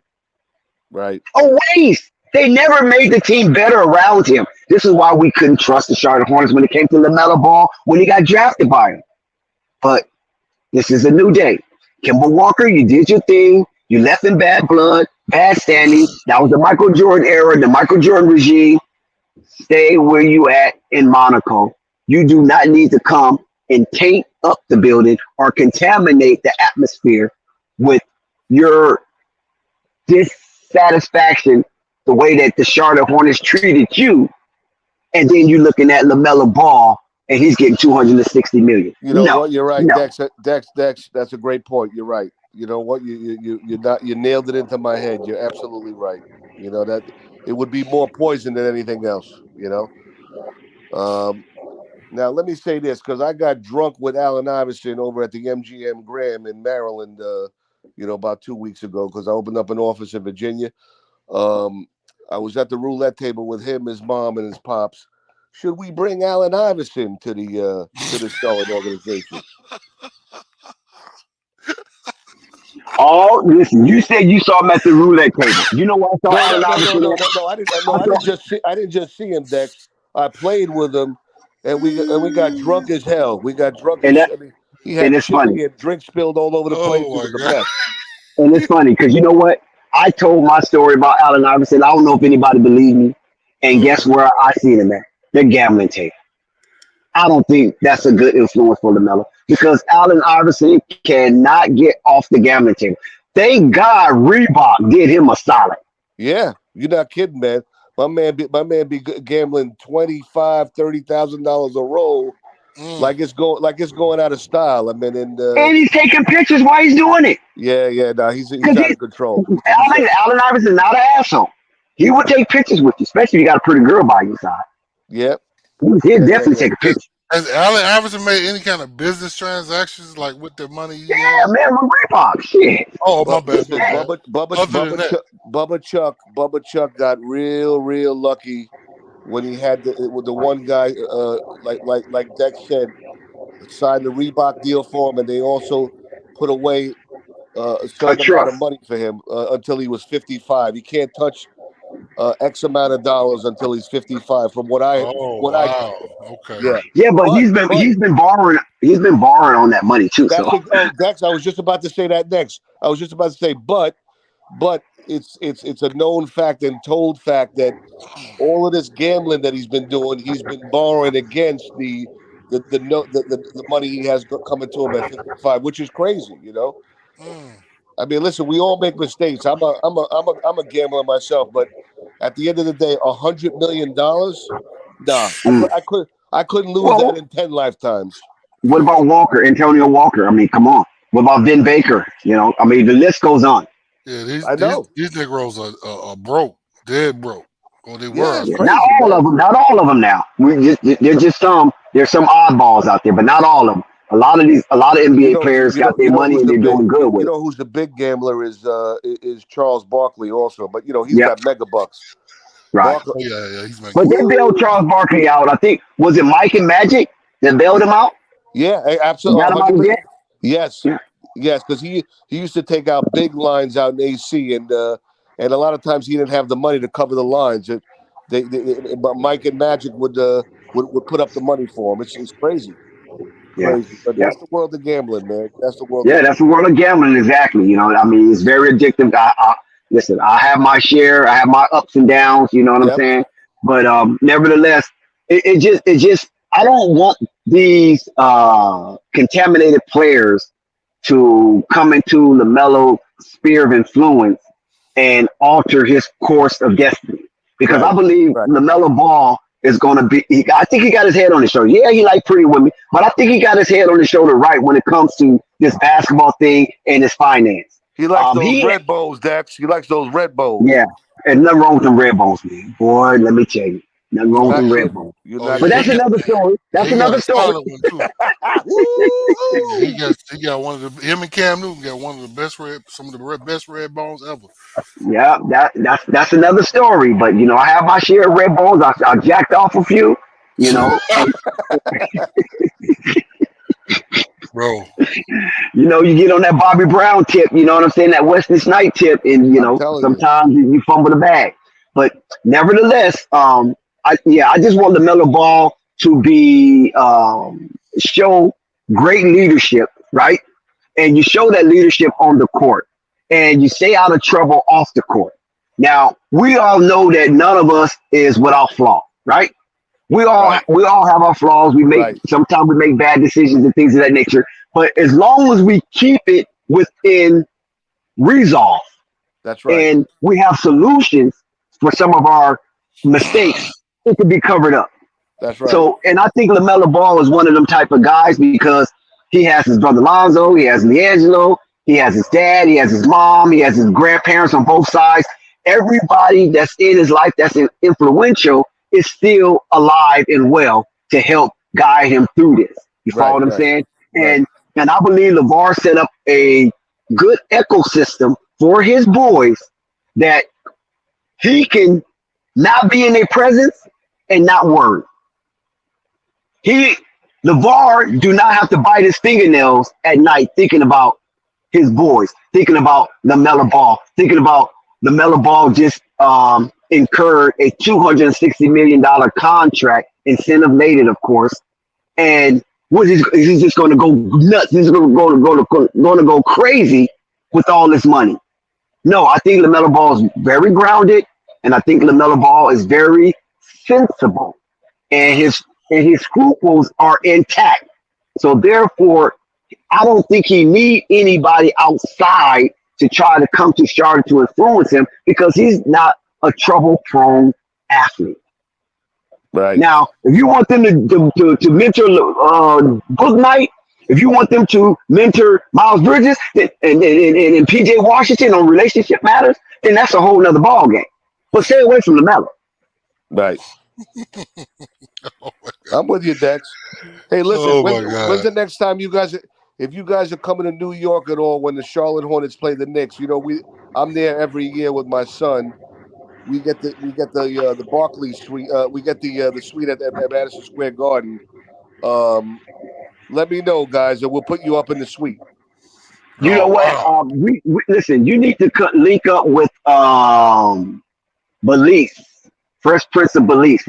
He works at Madison Square Garden as well, and he be there for those games. And if you can ever link up with him, if you don't know who he is, it's Fresh Prince of Belize. He do come on the stream from time to time, especially when he talk LaMelo Ball, because he's a real LaMelo Ball avid.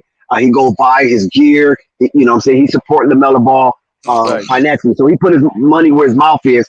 But yeah, you need to, when you hear him up on the stream, you need to come up and introduce yourself, and then you guys should link up based on that New York area, because that's where Belize be. He's from Belize. That's his country. He's a good friend of Shine. You know Shine, the rapper, the former rapper. That's the Prime Minister of Belize.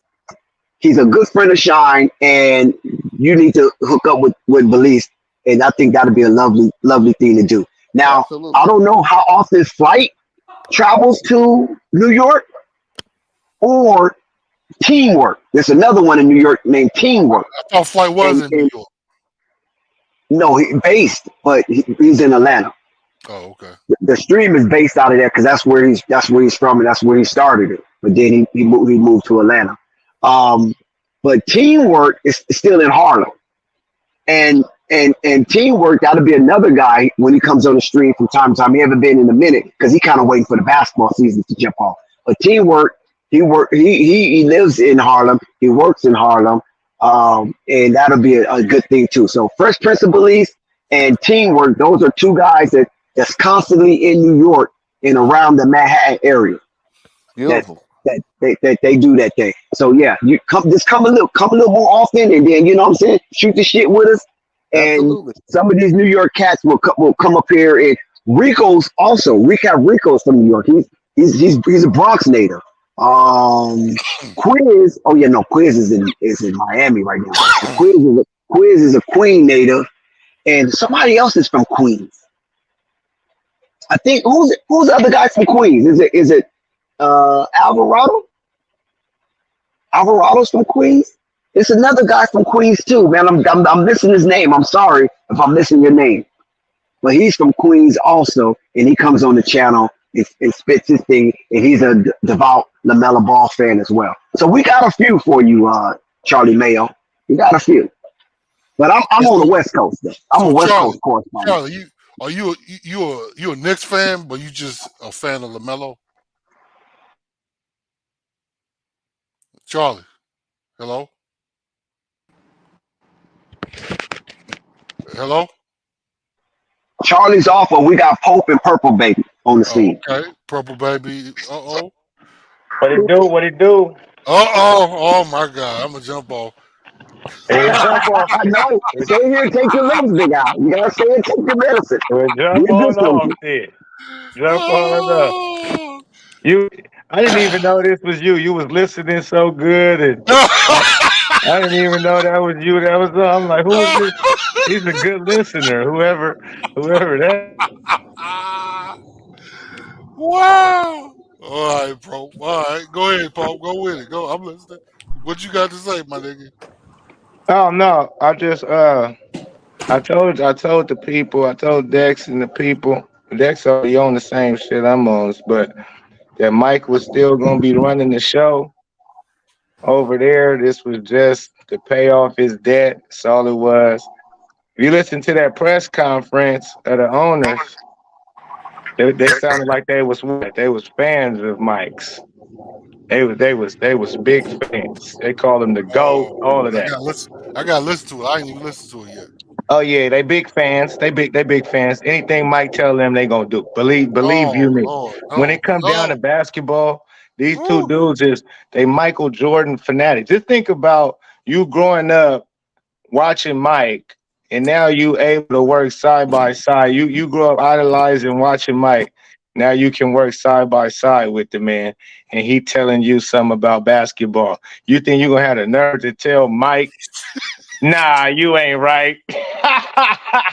Nah, they ain't gonna tell that nigga nothing. They gonna tell you, Mike, what you think about this? Oh, I think we should get Brandon Miller. Brandon Miller it is. Oh, Brandon Miller it is. Mike, who we gonna get for backup hey, point Purple guard? Baby, what you got to say? Get Frankie Cigarette. Oh, Frankie Cigarettes it is. Let's sign him. Let's Oh do my it. God, bro. So yeah, they just they little puppet, they little puppets. They just the face. Uh, Last they told you, it's 20 of us. It's not just us. It's 20 of us owners. They like don't think it's just us. We want to share this. And what like just should know this shit as a host. What billionaire want to share ownership with another billionaire? For what? For what? So I don't it's know, still man. Mike team, still Mike squad. That's what I was hoping wasn't the case. I mean, because when all this went down, I mean, because I don't really keep up. I got other things I be focusing on. I mean, my basketball playing days are over, but I just, I like keeping up with the team. But when all this went down, I just knew Mike was out. I just like, man, come on, man. He got to be gone. And to not sign free agents, it's not that don't nobody want to come to Hornets. I know Thunder been in Right. the chat talking about don't nobody want to come to Charlotte. Right. No, I it's saw. all about the team you build. First, when you have a small market team, and it really don't even matter if you small market, big market. Look how long the Lakers went without superstar Right. players. Because, Pope, let me say this. Because the real talk, all these players go to LA in the off season. Right. That's where they all go anyways. And Right. and like that's what I was trying to explain to Thunder too. It's like, no, people don't give a damn about where they getting their money at, where they gotta handle their business at. That's where you get your paycheck. So okay, but when you're a millionaire, you can go and live other places. You only play in the basketball season 6 months out the year. So Right. other 6 months, other half a year, and then you can go live wherever the hell you want to live and to transfer school, even if it's a family transfer school, when you already got a house in LA and all that shit set up, or Miami or wherever your vacation spot you want to be at for your other 6 months, then Mm-hmm. that's what a lot of them do. You think Giannis stays in Milwaukee for the Mm-hmm. season? You think Jokic stays in Denver for his full time? No. As soon as the season over, did you hear what Jokic said? He was ready. He didn't even want to go to the parade. He was ready to get back to his hometown, his country. You understand me? So no, it has nothing to do with Charlotte's destination. It's all about the front office. If the front office build it correctly, just like nobody wanted to go to how long was the Warriors trash before they built and drafted Steph Curry, Klay Thompson, Iguodala, and nobody wanted to go to no Warriors. They wasn't getting no top free agents like that. Memphis Grizzlies, they wouldn't get nobody like that. You got to build it. You have to build it. Then once you have something that looks like we can win over there, add a Right. piece or two, then that makes the other players say, "Hell yeah, I go there." Right. I mean, that goes back to my earlier statement when that guy Charlie was on with the foundation argument. I mean, our foundation is trash. I mean, because we have so many players that have just fell out of the league. Adam Morrison, MKG, Cody Zeller was not really worth anything and staying on the team. DJ Augustine, and the list goes on and fucking on. And we Right. keep making these bad moves, and now we're trying to make something out of these bad moves and these fucking bad contracts, and it's not gonna happen. So it's really the foundation. Yeah. So yeah, it's oh my god, bro, Correct. I'm telling it's you. heartbreaking, man. Because I just want us to fucking finally do something, but you got a point. Yeah, all you got to do is draft good. If you draft like you got Lamelo Ball, if they would have struck gold on the next draft or drafted somebody smooth, and you don't have to have. But Pope, I gotta say this. But you shitting on Brandon Miller, but we don't know what he gonna really do. You cannot keep telling us this nigga is garbage. You don't know that. Nobody knows. Listen. From what I've seen, Oh my my god. eye test, he's not going to be that guy. Period. You can say Oh I my keep saying goodness. he's trash, he's garbage. He Yeah, hasn't even played a game. that's just He can't play the game, bro. Come on, man. yeah. He's played a lot of games. Yeah, but He's not in the played a NBA. lot of games, my guy. Like he ain't played a game in the NBA. He's Oh my played a goodness. lot of games already. I watched him some high school game of his. I watched college game of his. I've watched the summer league games of his. He's played games to where you could tell what type of nigga he is. Oh my.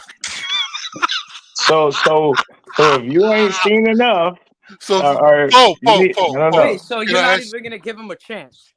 Right. What do you mean a chance? Listen, Because he hasn't even played a game in the hey, NBA, hey, and you're just A Chihuahua got a chance.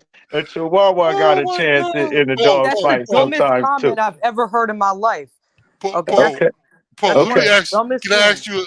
Can I ask you a legitimate question? So, That- the yeah. 26. So, are you telling me the 26, that last game he played, was all a hoax? It meant nothing. No. The 26 he dropped was smooth. I mean, he can Because hit. I remember. Okay, let me say this. I remember your evaluation of him when he first played them couple of games. You said his style of play, he's always getting buckets in garbage time. He towed around and play So games out of in the beginning 7 of the games, game. he had 1 game that he played But bro, he was like the he best looked player like on the something. team Hold on, every game. hold on, wait. He played 7 games in summer league. Had 1 good game, and I'm supposed to be wowed. He didn't No, play but no you 7 gotta give him a games. Out of chance. 7 games, Yeah, he you had gotta give 1 him a good chance. game. I think he played Come 5, on. bro. I But what think he about played His 5. Trey guys that Young? went What about Trey undrafted that Young? had a 26-point night And that look, ain't gonna ever what you even say, see the bro? daylight What of the about Trey NBA floor. Young? Hey, What Paul, let about him Trey talk. Young? Right, Troy Young had a terrible Trey Young summer summer league. league terrible. Are you just gonna base it off of that? You And can't I'm gonna base it. piggyback on that. I think Paul George was not that good either. Yeah, it took how Similar long did it output. take Paul George? 2 or 3 seasons Yeah, to it took a become a while. good player. You can't It took just a while, judge man. it. I mean, Pope. All jokes aside, I understand where you're coming from. Well, I kind of do. But my thing is, we do not know what these players are going to be. And I feel like if he has a back to foundation, a foundation, he can handle the rock. To me, that's proven. I've seen it. He has a solid shot. That's proven. Now, the only thing he got to do is adjust to the speed. Now, if he can do that, I think he's fine. And you Yeah. shitting on this man for no reason. Yes. Yo, you say he got it. Okay. So, because I went out for a minute, so I didn't even catch all of what you said. So Oh Lord. I'm not going to even hold you. But listen, the guy does he So have I can't. action You in you does ain't he really have asked me to action in repeat my being a statement. relatively good player or like a let's say double digit 14 a night, 15 a night type of player? Yeah, he got action at that.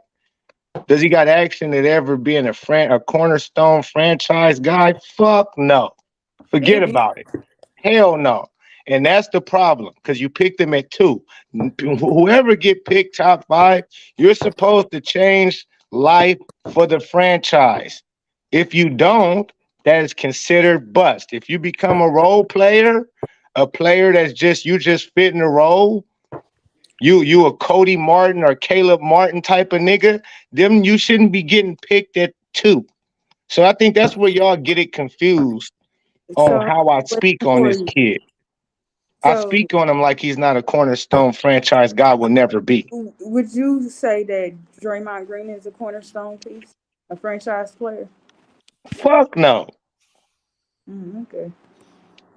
So if you put Draymond Green on a team without Steph Curry and Clay, 2 cornerstone franchise guys, would Draymond Green be able to lead a team to the play-in at least? But No, All I right, then. That answers your he wouldn't. question. Hell no. He So wouldn't. no, he's think not. I He's not a can't say that cornerstone. because He's a piece. he adjusted his play style to the 2 best players on his team. I don't know how he would have looked if he would have went to a different team. Got drafted by a different team when he was younger. Yes. He would have looked just the same. Hold on, that's so cap. That doesn't make no sense. Draymond Green would have been the same player on any team that you put him on. He's a I don't smart think. player who hustles, plays defense.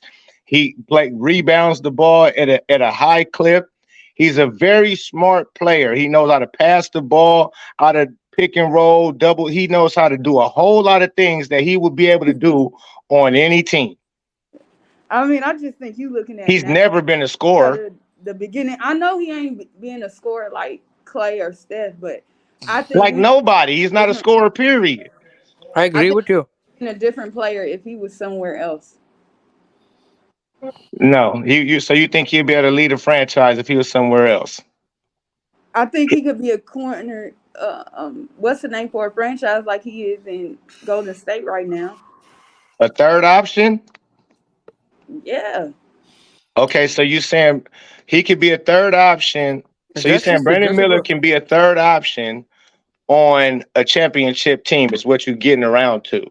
to me, I think he can be better than a third option. Okay, that's to I you. think the Okay, third cool. is the worst he can be, which I don't see nothing wrong with that. I don't, But I don't even think he has nowhere near even Draymond Green level of skills, Who? mindset, none of that. Like this Who? is what I'm saying. Y'all get shit confused. Hold on, hold Draymond on. Green is Who? a hooper. Are He's you he's saying the real Brandon Miller can't do what Green does? hell no. Draymond Green is one of the best defenders, damn near in NBA history. At least giving top Oh my 15, God, bro. top 10 defenders of all time, So, bro. so Paul, my main thing about the shit you be saying. So let me ask you this. What the hell? we Listen, let me ask you this, bro. Michael Kidd Gilchrist was number 2. Correct, Bus.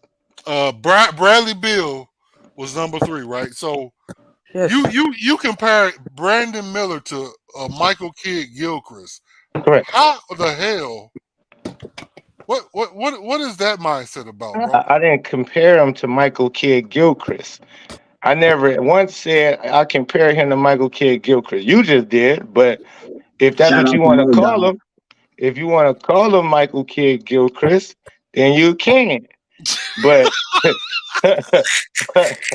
but what What? I'm telling you is what I'm telling Oh you is goodness. I don't see cornerstone franchise changer whatsoever in Okay, Brandon Miller.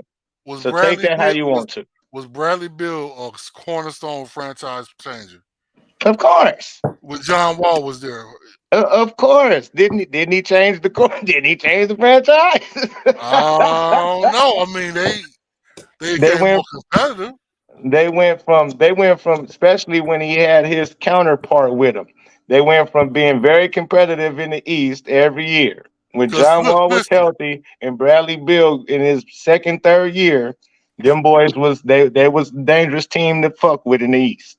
You Okay, right. okay, Okay, so don't forget that. And then when John Wall left, he still kept them relevant in the East with nobody. when you say okay. relevant, what do you mean? Relevant, meaning they were still making the playoffs. Who? The Wizards. Hoover. He What trying are to you say the talking Wizards. about? You don't know who they play for now? Talking about Bradley, right? Right. Yeah. Correct. Yeah, Purple. Bradley Bill. When was they still making the playoffs? Yeah, I don't think they were. You right. That's No, right. they made the playoffs just what, They a made it couple with. years ago? Hold on, just a couple years ago. What are we But talking about here? how Let me You look long at just this. forgot did that fast? Let me When look at this. when the boy what's his face was over there? Russell Russell, Westbrook got Russell, Russell. right, they just made the playoffs a couple years ago.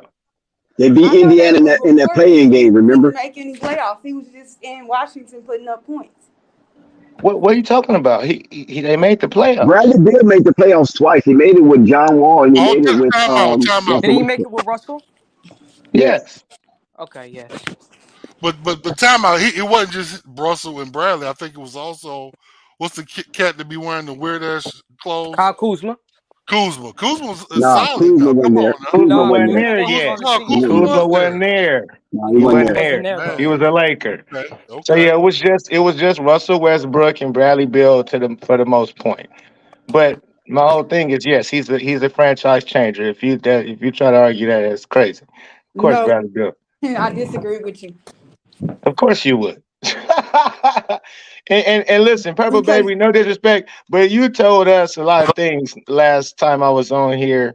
How you don't even really watch basketball. You're a football person. You don't watch summer league, but then you disagree with everything about summer league, but you don't even Preach, really brother, be preach. knowing.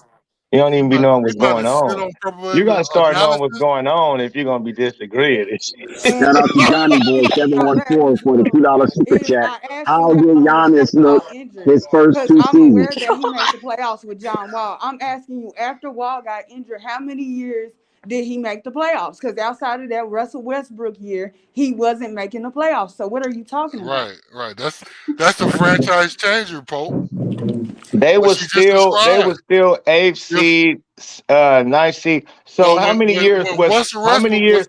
Hold hey, on, because let me say, I'm just gonna ask you a question. Let me go ask you ahead, a go ahead. question. I wanted to answer hers for a second, sir. But She but just asked the question. but I How you want to going? point. I got to I answer want two to point questions. out the. I First of want to point all, out the big point. Hey, let me just say this.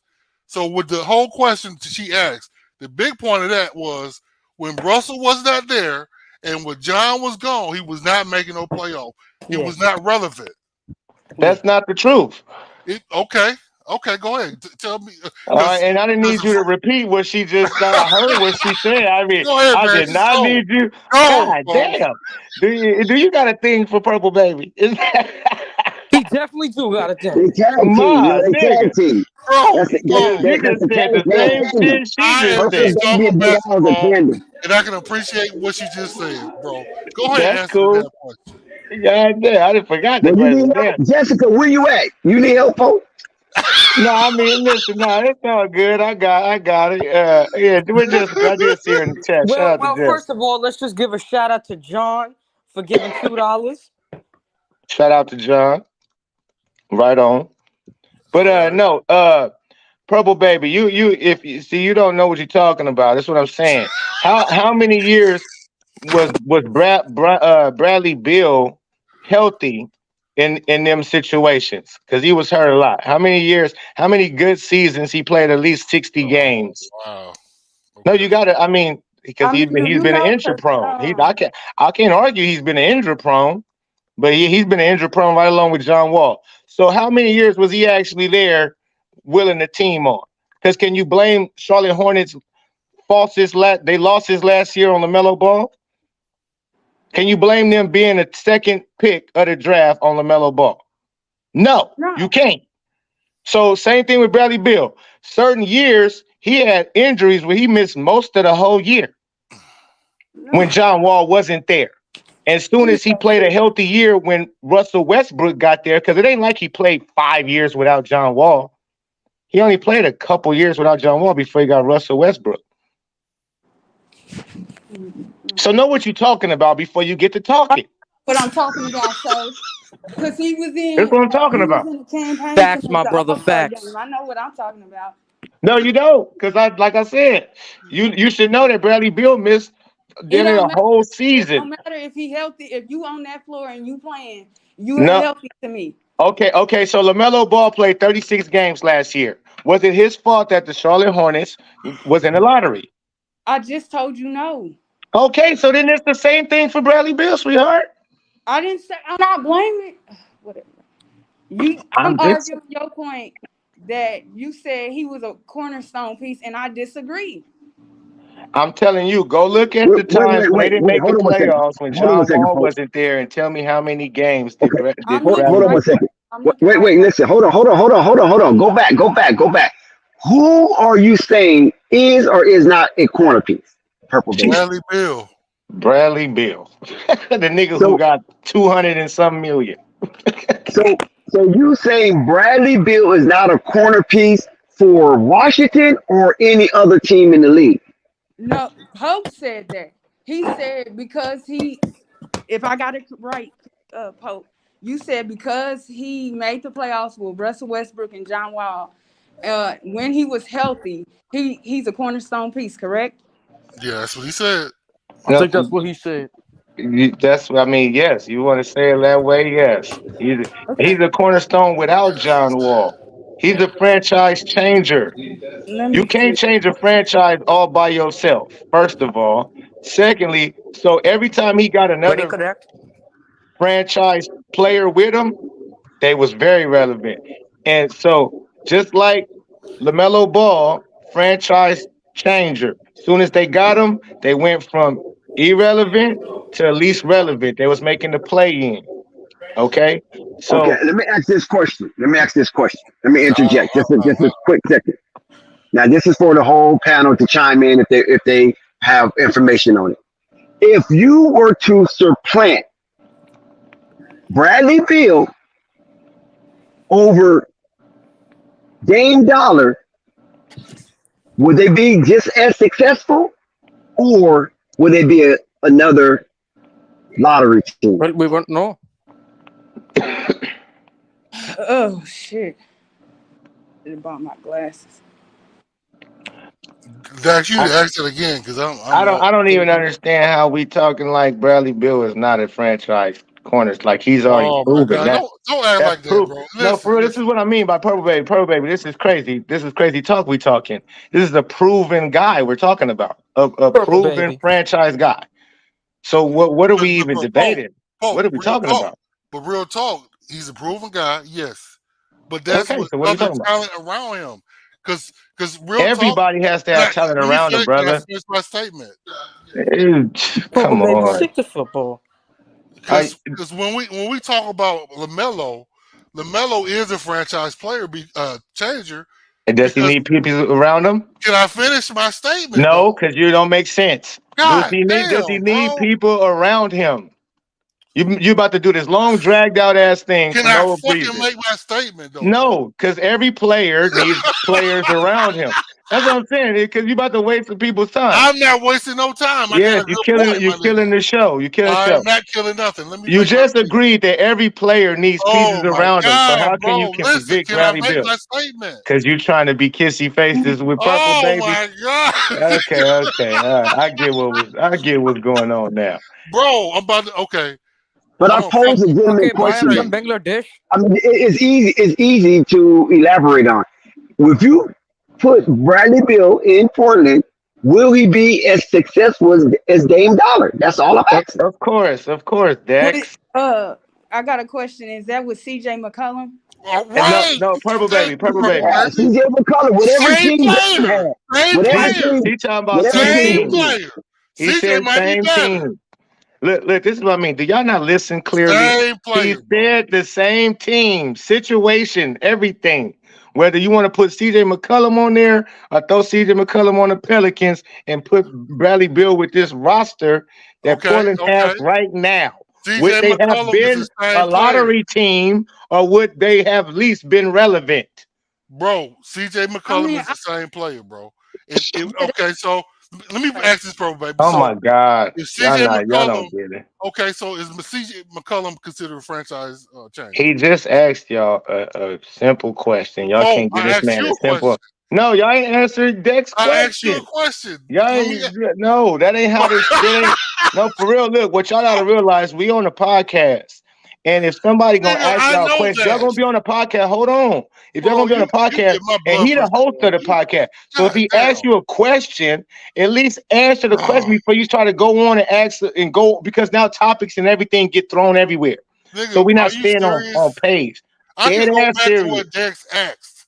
He got I asked you a question. Can I Nah, ask you a bro, question? y'all still ain't even answered Deck's question, and it's Oh my important why God, you bro. answer. I know why he asked you this question. Dex, are you there? Dex, I'm Dex. waiting. I'm still waiting. Still Well, waiting. ask your I'm question still then. waiting. Again, I don't remember it. Can you Purple re-ask baby the question? asked the question Well, with a whoever heard question. me answer to the What? best of their ability. Whoever heard the question answered to the best of their ability.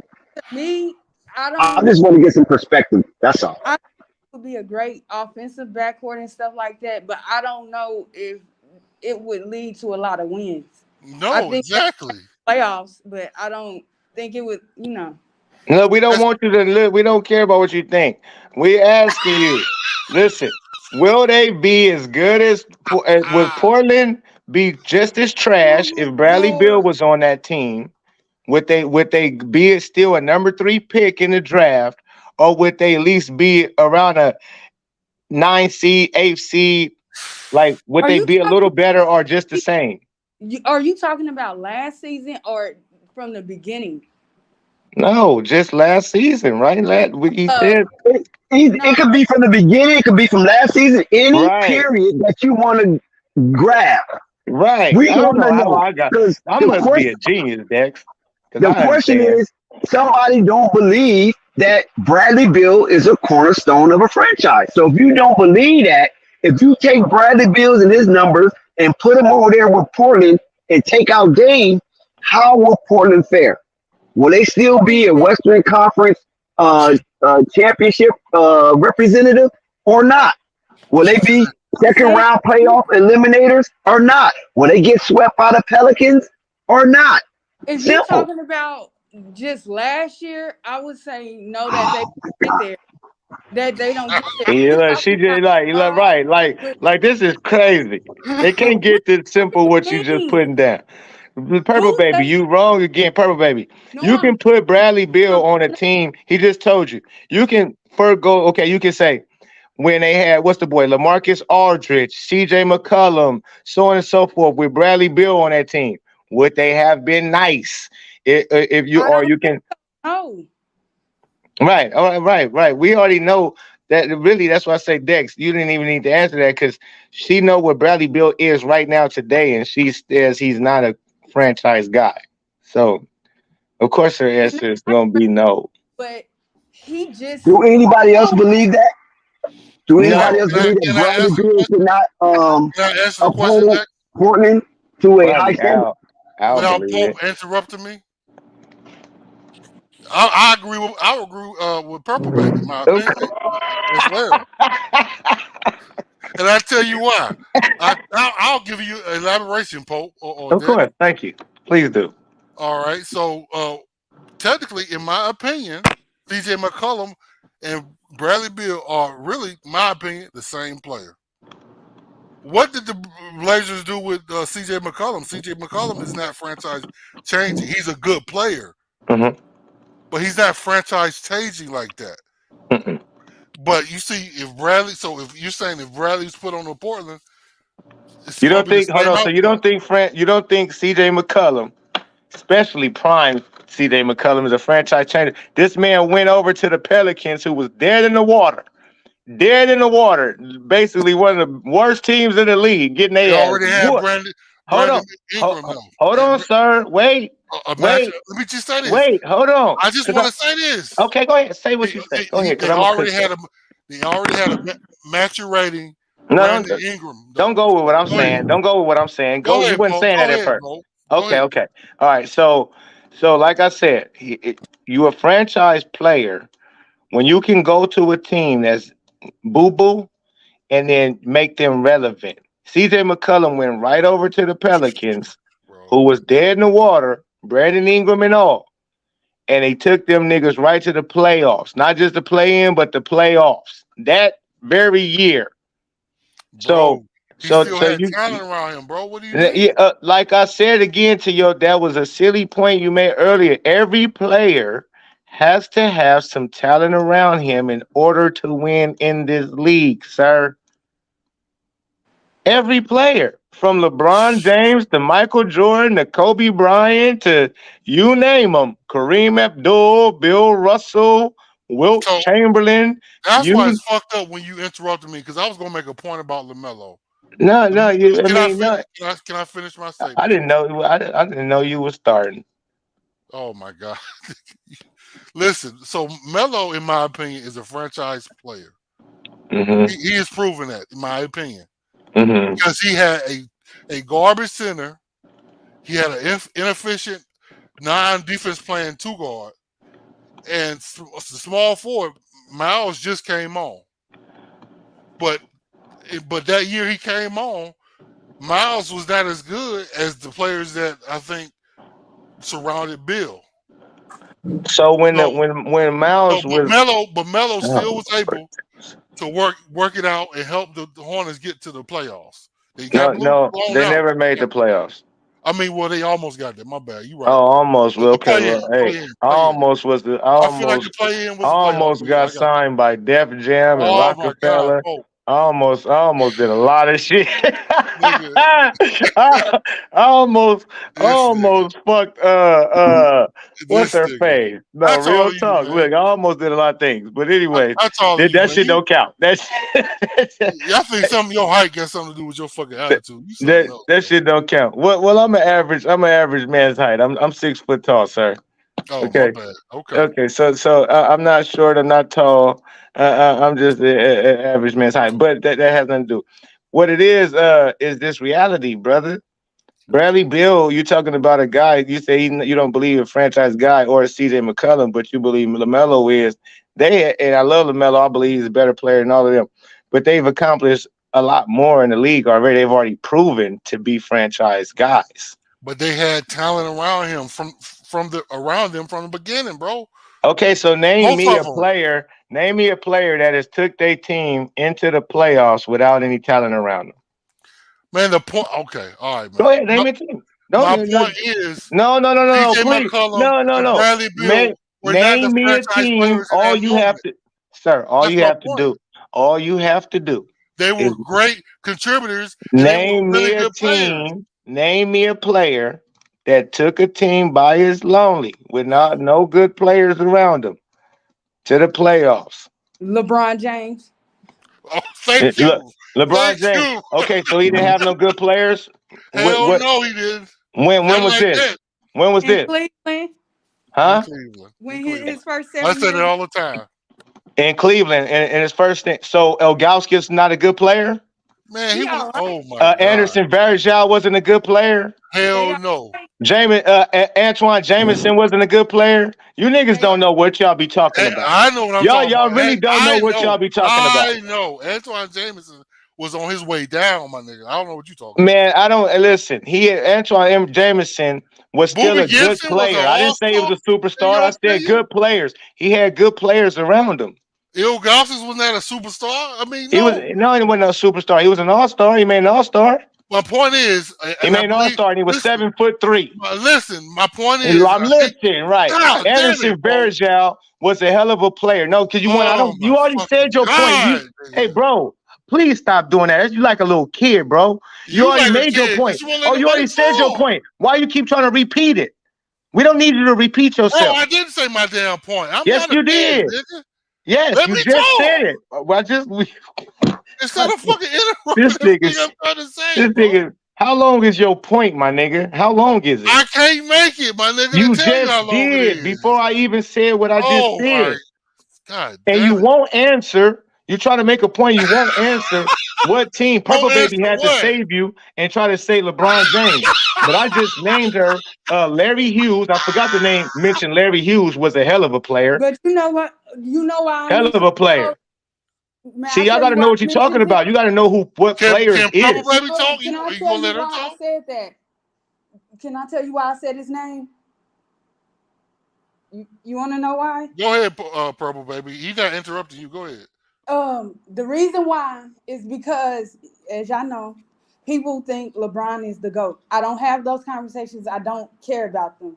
But they said compared to a guy like Kobe, Kobe is not top 5, but he is top 10 to most people because Oh Kobe my God, what does this got to Did you do with finish the your fuck? statement, That's what I'm nigga? saying. Y'all start going into some whole other Who shit. gives a Like, fuck? Let us what make a the fuck point. are we talking I'm about? telling you, in God terms of his damn. talent, his first 7 years, they said Kobe Bryant and even Tim Duncan played with more talent on their team than LeBron James. LeBron James did more with less talent around him, regardless of the people that made the All-Star game. He It did don't more matter, with Purple less. Baby. He still had good players around him. Just because he didn't It have the don't same matter. amount of talent that LeBron James and Tim Duncan had, doesn't mean he didn't have good players around him. Oh my I didn't God. say they weren't good players, but every That's what time I'm at. That's the he whole did question. You That's did say, hold on. This is what I'm talking about. Y'all fucking up the whole shit.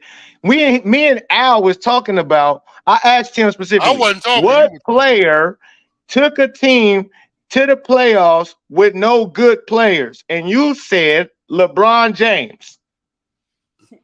She was right though. No, she wasn't, because I just named you Oh, three, can I four, can I five can good I players. can I talk about that then, Paul? A Without good you player. I'm interrupting not me, saying nigga? they great players. They're all Oh superstar my players, God, but bro. they're But none of good them players players. on that Cleveland team were John Wall or respectively John Bradley Wall Bill. wasn't on that team. Listen, He wasn't on no God damn, Cleveland you don't team. have comprehension skills? I said none of those players on that team were the level of John Wall or Bradley Bill. None of them. What? Bradley Bill. So what? Man? Y'all, But that's her point. all right, bro. All right, that's what I But you mean. They're just like, made a point. you You can't trying to say, argue with oh stuff. my Some people God, just bro. ain't that bright enough. I guess I don't understand. Listen, bro. The whole thing is, and you try to get out of this Holy shit, shit, and boy. you said LeBron James, and if you want to say LeBron James, I even give you LeBron James. If you want to say that, give me somebody else. Because you can't give me an anomaly and act like it's the norm, even if that's the case. Even if I say he had no good players, and I agree with you, if everybody would say, oh, them niggas was trash. He did it all by himself. All right, cool. Give me another player. I can't think of nobody else really. Exactly. I can think of one. I think other than Mark Yeah, Jackson, which because I you don't ain't think. thought of Can I none, but you the one finish? said it. You Oh ain't my thought of God, none yet. man! If he was in front of me, hey, Reggie Miller. Reggie Miller, in my opinion, has Do you need definitely me to had. name all his players? This is what I'm saying. Do y'all not? Oh wow! So he had another star like a Scottie Pippen that played with him. He didn't have. I didn't say star. We're not talking about stars. We said good players. Good players, No, sir. we talking about levels of Bradley Beal and John Wall. They Bradley Beal is No, slightly we're above talking good, about players that but John took a Wall is an team all without star at the any time. good players around. You keep acting as if a Bradley Bill can't take a boo boo team to the playoffs, then he's not a franchise guy. I'm trying to ask you, well, what player has took a boo boo team to the playoffs, especially even deep in or making a run in the playoffs, let alone a run, but just even to the playoffs Uh, without no good players on their team, like really just some all average Joes. Nobody. You can't give me except for maybe Mike. And Reggie Miller, I just said Reggie no, Miller. Reggie Tell Miller me had who he Rick had. Smits. He had Mark Jackson. He had Rick Smits. He had what's the McDaniels? What's his name? McDaniels, McDice, not McDice, McDaniels. Nigga, he was a player, the power forward nigga.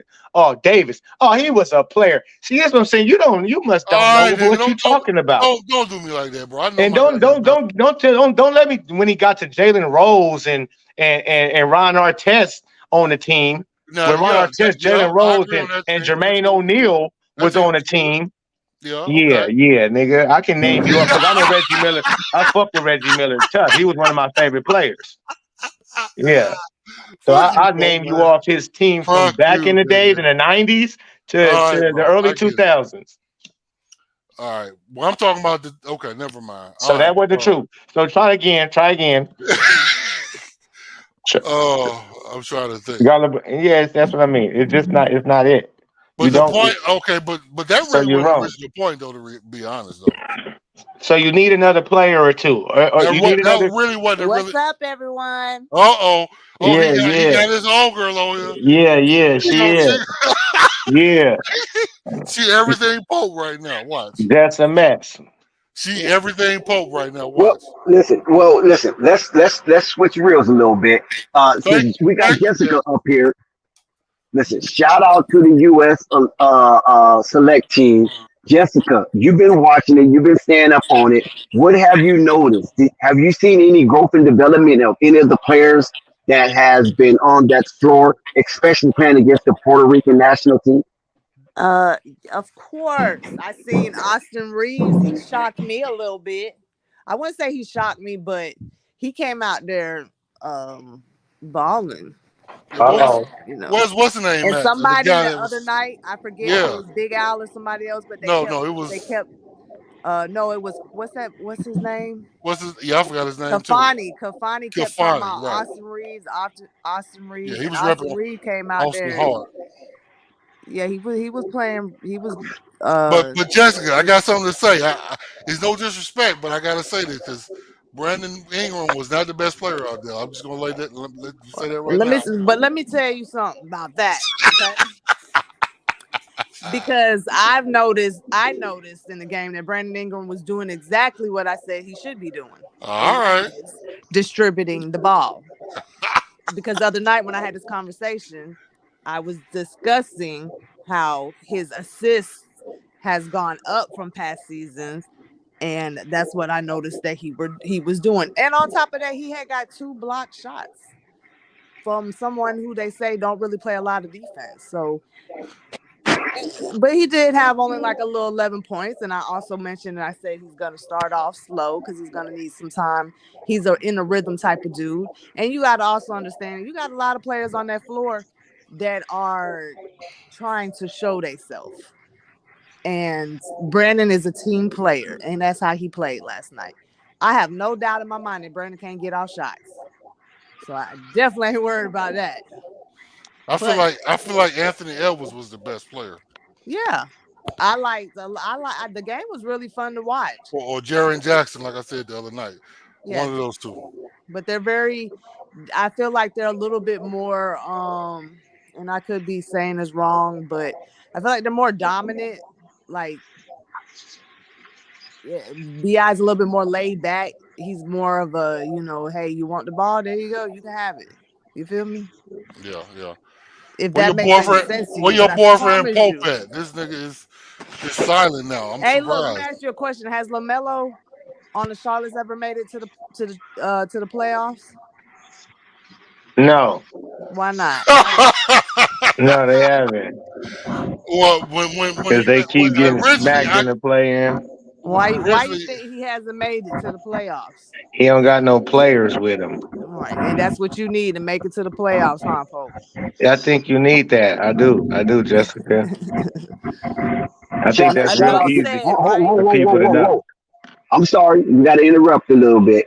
Shout out to Chuck Ward for the $10 super chat. Nice to hear, Jessica. Jessica, you bringing in the dough. Keep talking, baby.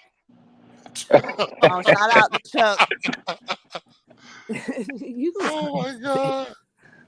Bringing in the dough. The game was really, really fun to watch. I love to see all the everybody that was on the floor was involved. They was playing together. They was passing. It was cool to watch. I like it was really fun. When is the next game come on? I want to say Saturday. Saturday? Yeah, the 12th. Okay, I'm gonna catch that because I was talking shit about this year. Well, it wasn't really about the team. It's just the fact that why we ain't got other players. It's better players in the league that I wanted to see on this USA team representing. Did you hear what they said about Pope? About Young? About who? Nuh-uh, didn't hear it. Trae Young. Oh, what they I don't know said. which GM it is, but they said that they would take Halliburton. Shit, let me go pull up the tweet. I know it was Halliburton and some other players over him. Oh, They Halliburton was don't playing. Listen, you ain't got to pull that up because that's not legit. None of that stuff What is they legit. said? What they said? Purple. What they said about Trey? They said Trey's not a winning player. He's not a what? That, and I don't know what They said he wasn't a winning player. Yeah, he's not a winning player. First of all, who's the source on They this said trade? Trey wasn't a winning. Why It did was they? Jessica, slow down, please. Who's the source? Because Purple Dang, Baby be Dex? no, because Purple Baby be putting out stuff, and the source be like blah blah. You know what I'm saying? Right. I want to know who's the source about this I don't know. trade with. I have woke up. I'm telling you, it's not false though, because people been talking. No, just give us a source. You just read it, right? I'm looking for it now. I read it earlier because Most of the time they'll just be trade proposals that people just draw up because they're just trying to sensationalize the offseason. Purple, And no GM and Purple, you no gonna let that nigga organization shit on and your no executive. Hold on, man. Don't do that. Please, Al. okay, Don't I do got that. it right here, Dex. Go ahead, Purple. The conversation came up because they was wondering why he wasn't on the USA team.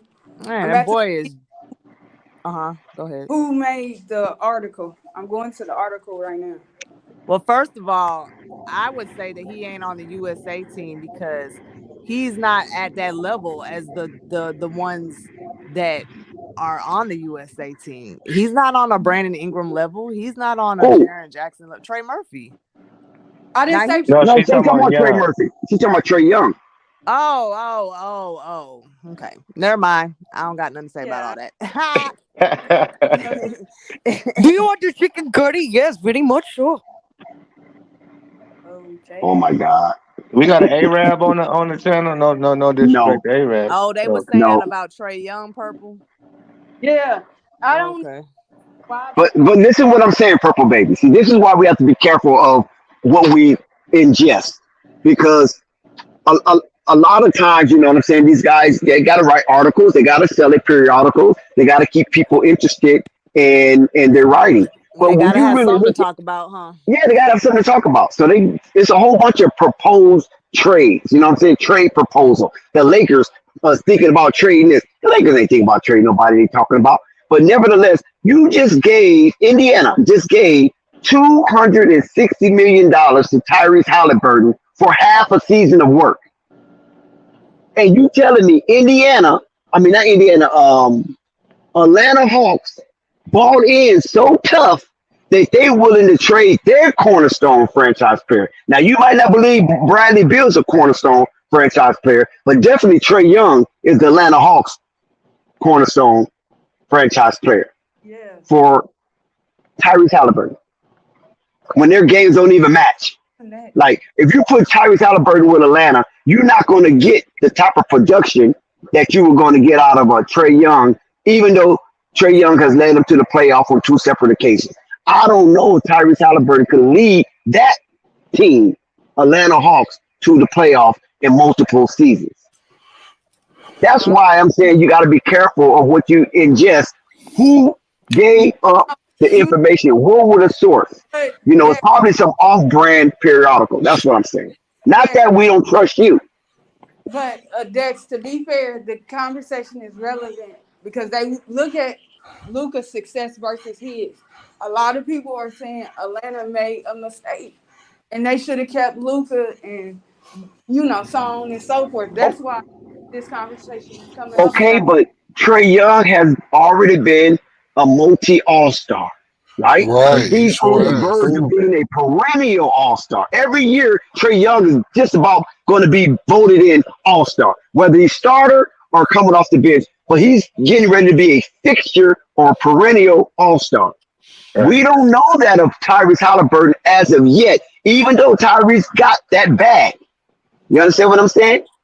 So with Trey Young already led his team in multiple playoffs and did a Herculean act by destroying the New York Knicks and almost sending Randall Juju out of the league based on all the criticism that he received by being shrunk by Trey Young. It was a story of David and Goliath.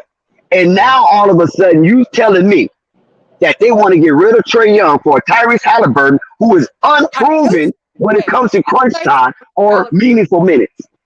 I didn't say Tyrese Halliburton. You said that. I'm just saying that's what they said that they would take, because a lot of people, and I agree with this, they view Trey Young as nothing but an undersized scorer. No, I'm not saying you. I'm not challenging you, Purple. I'm challenging the article. That's how it doesn't even make sense. But what I'm saying that a person like you, who are a fact checking pundit, and with your content, you do a lot of fact checking. For you to bring this nonsensical idea to Flight Sports TV as something relevant, that is questionable. That I'm shocked, because even if you look at it, it doesn't even make sense. So, Purple Baby, you feel like Trey Young is no good? You don't feel like he's solid?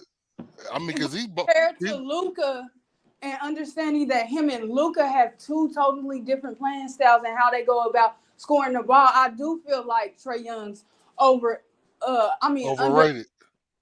Not over, but underachieved. But I also think John Collins is that's a good point, Thunder. Luka underachieved this year, didn't he? No, Luka ain't underachieved. Oh, this is my nigga. Slow down. Please slow down. Don't convolute the conversation. Slow down. Spike, Luka did not underachieve because he took a so-so team to the Western Conference championship game. I'm talking about this year. Oh, well, that was a debacle once they got Kyrie, and then things didn't work out. Mark Cuban tanked. We all know what he did. You're making excuses. That's not an excuse. Underachieved. He didn't make the playoffs. Okay. He underachieved. Hold on. Listen. This is why it's not an excuse. Because the league, Adam Silver in the league, put the Dallas Mavericks under investigation for tanking. Mm-hmm. Yes or no? Did he get fined? Hold on. Wait. He said I was making excuses. So I'm giving some facts. Let me respond to that. Why did the Dallas Mavericks tank? But you said I'm making excuses. I'm asking you, why did the Dallas Mavericks tank? The reason why I feel they tank. Now, this is only my personal now you want to opinion. bring it, I feel. Okay, because I'm not in Mark Cuban head. Come on, bro. Let's be real. I'm not in his head. You got to say that before we speak on any of these dudes. I'm not in his head. But all I do know for fact that the league investigated the Dallas Mavericks, and they still haven't resolved that situation yet. But listen, because they wanted to keep that number 10 pick that New York was going to get if they would have got into the playoffs. So they stayed in the lottery. They knew they weren't going to win because they were struggling going down the stretch. What you just say, Dex? What you just say? They knew what? I said they knew they weren't going to win. I'm talking about the championship. They were struggling. Underachievement right there. There's underachievement right there. But hold on. But let me tell you something, though. They knew they weren't going to win a championship. This is my perspective.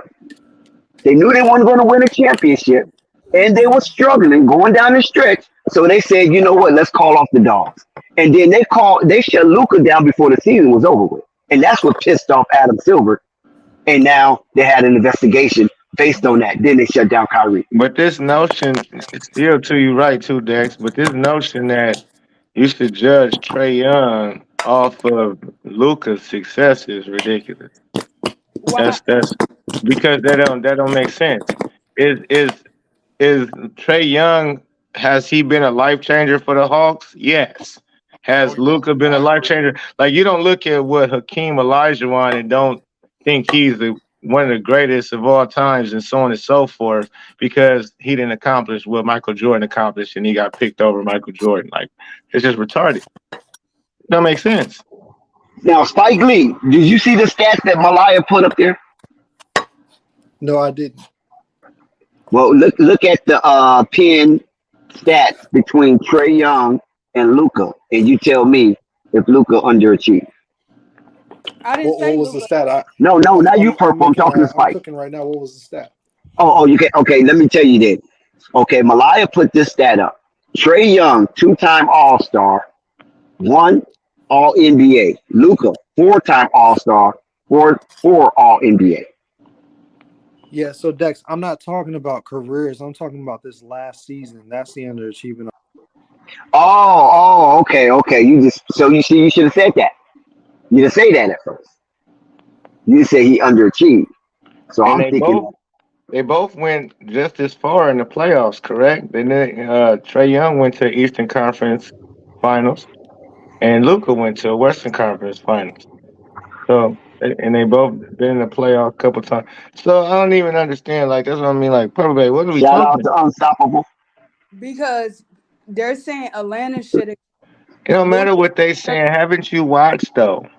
Yes, I have watched Yo, it. So But Dex, you've seen Trey Young lead his team to playoffs in the Eastern Conference, Dex. and I'm talking about Luca. When I say Luca underachieved, I'm talking about this past season. I don't want to hear about careers.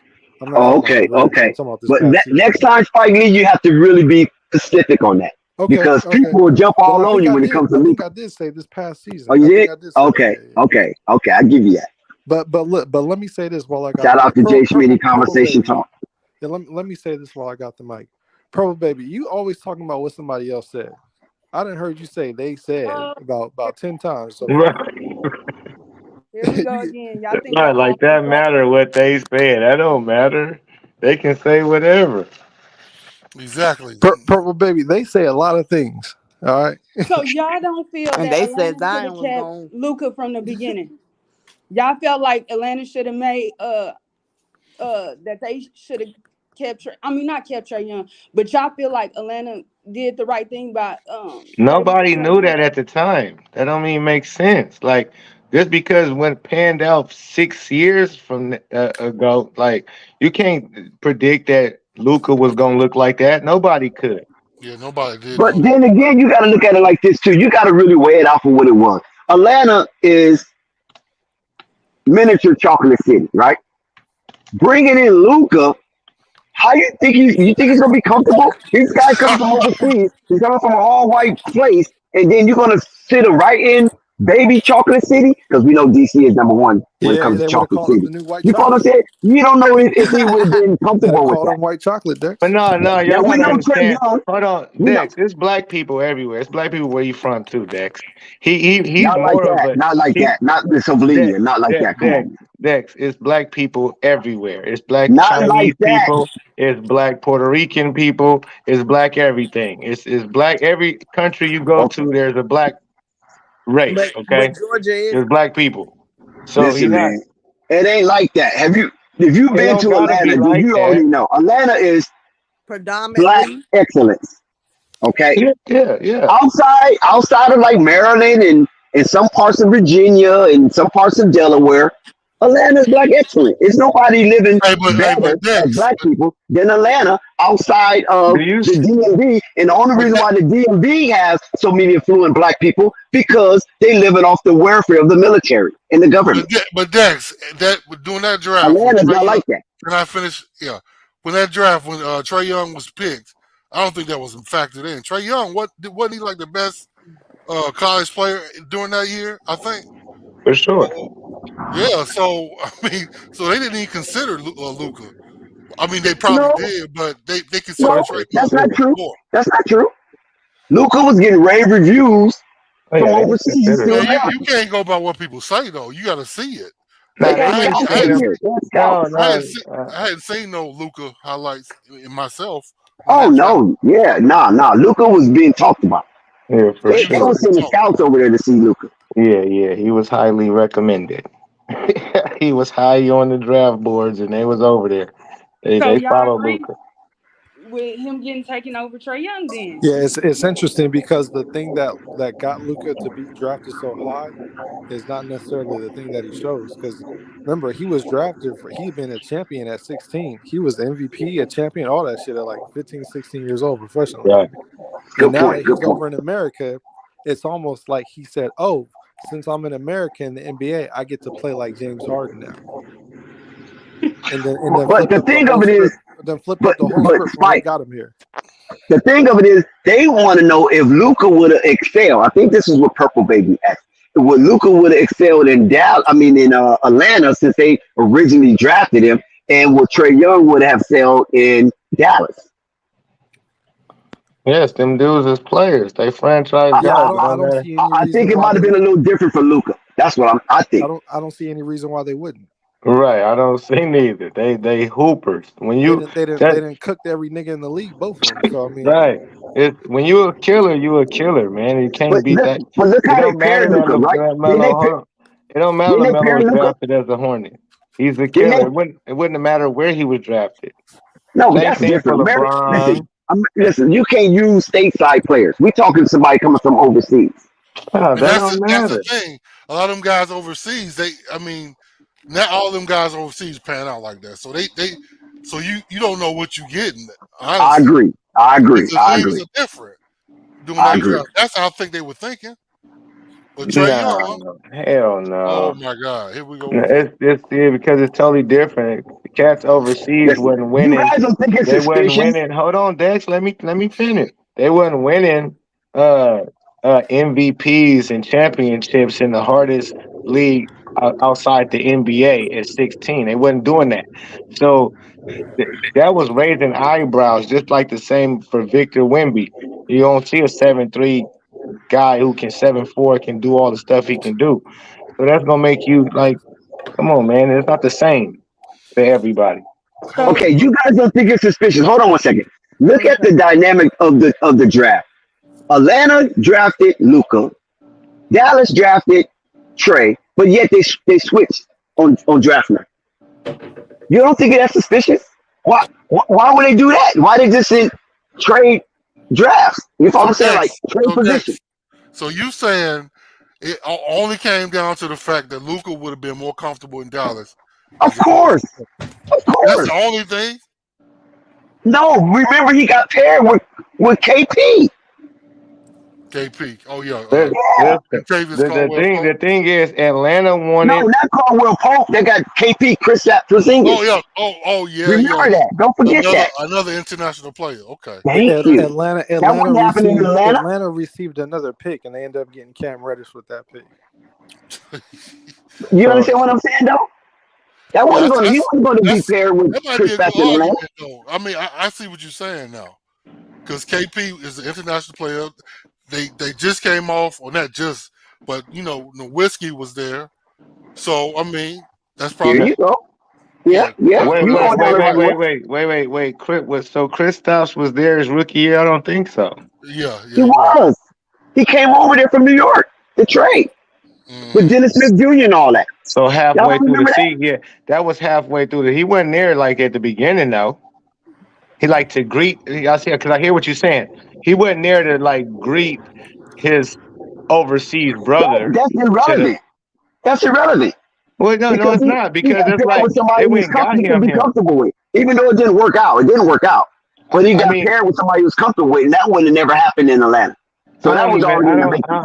No, I just think they got him somebody they could go and get who they felt was a up and coming star, like Kristaps had it. Even though he was hurt in New York, he was a possible star. So they thought they took a swing on. I don't think it had nothing to do with that. Like it's more overseas stars in the league, damn near than American players. Yep. So I But don't that's know why. now though. That's Yeah, now. that's now, right? We're talking But the about point, now. but the point We're not is, talking about with these nowhere, international nowhere else. players, the league has not. They just started really trusting these international No, players. man, they've been hooping, man. No, man. Yeah, okay, so Giannis ain't been Nowitzki. Giannis. Okay, okay, So hold okay. on, Nowitzki was wait, good. brother, wait. So Oh, Giannis ain't been Giannis for a very long time. Jokic ain't been Jokic for a long time. Let me think. Somebody else who a top Embiid, player. Embiid. Embiid. Just the list is long. The list is long, but they players, man. They've been from Tony Kukoc to Dirk Nowitzki to Steve Nash to so on and so forth. They've been players, and now they you like also, you also got Ricky Rubio, and a list of guys that's not really panning out either. Ricky Rubio was a real good player for a real good long time. he he didn't I really don't do know what much. you talking about. He didn't really do much. He wasn't a superstar never, but he was a hell of a point guard. He solid. didn't do much. Now he didn't do as much as I thought he was going. When I seen him playing for uh Spain, I thought he was gonna come in the league because he was playing with Pau Gasol brothers, with the Gasol brothers when he was about 16, 17 himself, and he was doing his Uh, thing. and what's the guy that was in the same draft as LeBron and D Wade? Milichis, what's his name? Darko. Darko Uh, Milicic. right, him. What's the Toronto cat? Andres, I forgot his name. They played with Chris Bosh. I mean, but He- there's always you my got point you. is, he didn't. A lot of them players don't be panning out like that all the But a time. You lot know of what them do though. So you can say a lot of our players don't pay. I can point out Anthony Bennett, Adam Morrison, a bunch of niggas. Like you can pan out players that you thought might have No, was that's gonna be good. stateside. That's different. That's I mean? different. That's That's right. That is stateside. different. I mean, if you look at 75-year history of NBA, everybody done panned out. But we're just talking about making that transition from one whole league that you grew up to come over to a whole nother country and play Right. under different rules and It's a just different. under different circumstances. Right. It's That's what different we're rules, talking about. and the A league lot of is those. different. The speed is different. The speed is a big thing too. So you don't know how them guys gonna pan out Pope like that. You can't really No, say no, that you don't. But transition when that you easy, see a kid like Luca, he's different. You know oh that man, that's different. bro. Okay, all right, man. I'm done arguing with your You ass. you see a kid like Victor, that's different. You understand? You understand? It's just that's different. So when you see certain But players, it don't matter where they from. but You, I agree that Giannis. I mean, Victor's gonna take some time to adjust. Would What you was agree that? that Victor? I said he's Said- gonna take some time to adjust. Would you agree that? Your phone no, breaking I up, don't. I purple. don't know that. I You don't know breaking that. you breaking up a Well, lot I though, said, bro. not Giannis and Jokic. It took them time to become the players that they are today. That Right. they, It took him time. They wasn't on the level of Victor when they came in the league. Neither. I agree with you. I ain't saying that. Okay, so that's different. It's different. So That's what I'm saying. do you think Everybody's not the same. do you think Even. Go ahead. My fault. Go ahead, no, Pro. I was just about to ask him one more thing. Do you think Victor translate like Luca will? Well, I gotta see. I can't say I don't think he won't because the nigga he's dangerous. So I got it, what so far what I've seen from his game. I gotta see it not be that they gotta stop him. They gotta stop him. Right. I gotta see them stop him. The only That's all. thing I'm really worried about his game, or maybe not his game, is just him staying healthy from being that tall like that and Right. being young, still probably growing, Right. trying to play 82 games. That's my only really concern because the little youngster, the nigga can shoot. He's smart. He can really put the ball on the floor, so on and so forth. He can do it all. He really can. He can legit do it all. And like when you can shoot a three and catch the three off the rebound and dunk it back in, you a little bit different. He different. So Yeah, like I knew Luca was different. He came in here trying to see the NBA game was. I just felt like compared to them other guys that are at the top now, even if people feel like Embiid ain't, but at the top now, it took adjustment for them He compared did. to It took him Luca. time. see, Yeah, I didn't. What the only thing I knew about Luca was I kept hearing the nigga was the MVP and the champion since he was 16 years old. He been dominating them dudes since 16. I said, oh, he must be a player. And I went and checked out his highlights, and I'm like, okay, it's cool. I didn't know he was gonna I didn't know he was gonna do this in the that's league, what not especially early. I that's don't what think I'm nobody did. about Victor. I don't like that the Spurs are. I'm not gonna say coddling, but I just hate the way they are going to handle him. But it's like I feel like he can probably do what Luca did. I'm a little bit nervous because he is a big, but I feel like if they let him play, he can definitely do what Luca did. You know, with the All NBAs to do it 4 times, and he only been in the league 6 years. That's crazy to me. Oh yeah, I think he'll be there by like that type of level, like by 6 years and have about four in all NBAs. Yeah, yeah, yeah. Now year one, will he come in and dominate offensively? I don't know. I gotta see, but I think he'll Right. be I think. pest on It, defense, yep. If K, Well, rebounding.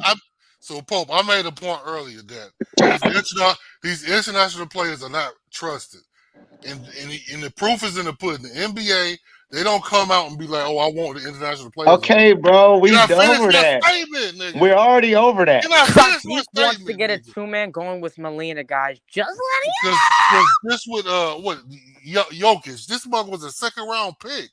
They don't trust that these international players gonna pan out like that.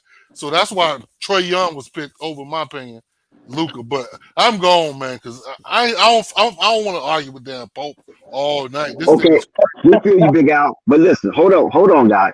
oh Listen, my god, bro. shout out to Flight Sports TV, the machine, Oh the yeah. voice of the voiceless, the people's champ, the hottest in these streets. Shout out to the compendium of content creators that have graced the stage of Flight Sports TV tonight. Shout out to all of the chatter coming out of the cracks and crevices of the chat box. And big ups to everybody pulling up to Flight Sports TV and hanging out with us. All you night riders, first responders, emergency workers, truck drivers, UPS, FedEx, all of the people that help America move and help the world go around. Big ups to you. And listen, please hit that like button, hit that subscribe button, and hit that notification bell so you won't miss one iota of an exuberant experience. Let's carry on, ladies and gentlemen. So I'm gonna ask y'all something as a panel. What does an American player have to do to get outside of Steph to disrupt this European swing or this international swing of these foreign players being in the top five? What do you think they need to accomplish rather? They gotta Now, win a championship. You gotta so dominate, win a chip. Yeah, and some of them, and there are some American NBA players that could do that, but they focus be on the wrong thing, if you know what I mean. Please Yeah, don't give us no more Zion trauma. It yeah, ain't it just really is Zion, though. John Morant, Yeah, Zion. Who else? it's Instagram, it's social media, it's And Okay, I killing. don't so think those so we foreign. got we got we got 398 NBA players, and two out of that 400 is acting an ass. But Is that the those majority two, or the but minority? no, but I'm just saying those two could be Zion could have been what Purple was stating. That ain't true though, Dex. That ain't just two. You just naming two. Because Yeah. if you want to Those are the name two that's highlighted. Well, no, but those are the see, two hold that I on, Dex. named. Because if you want to go into it, you can go Mikey Williams, got it Mike himself Williams not into no some. NBA. Hold on, He but ain't no wait, NBA. Dex. This is what I'm trying to let me clear what I'm trying to say to you, Dex. You got Mikey Williams, who is a high talented player, young player, got himself into some shit as soon as he got money, whatever you want to call it, like an NBA player. You got the boy Brandon Miller got himself into some shit. All these young niggas is getting themselves American players. I don't give a fuck if it's NBA or Okay, if you AAU, want to they count top them, notch cool. players. They all But we getting know it's themselves. A lot of 1,200 them getting. NBA players, and out of the NBA players, like I said, two of them is acting ass. That's highlighted. I ain't talking about no high schooler. I ain't talking about Brandon Miller prior to his draft because he's been a good Samaritan since he's been drafted. So he's not counted He ain't been as one of drafted those that foul long. players.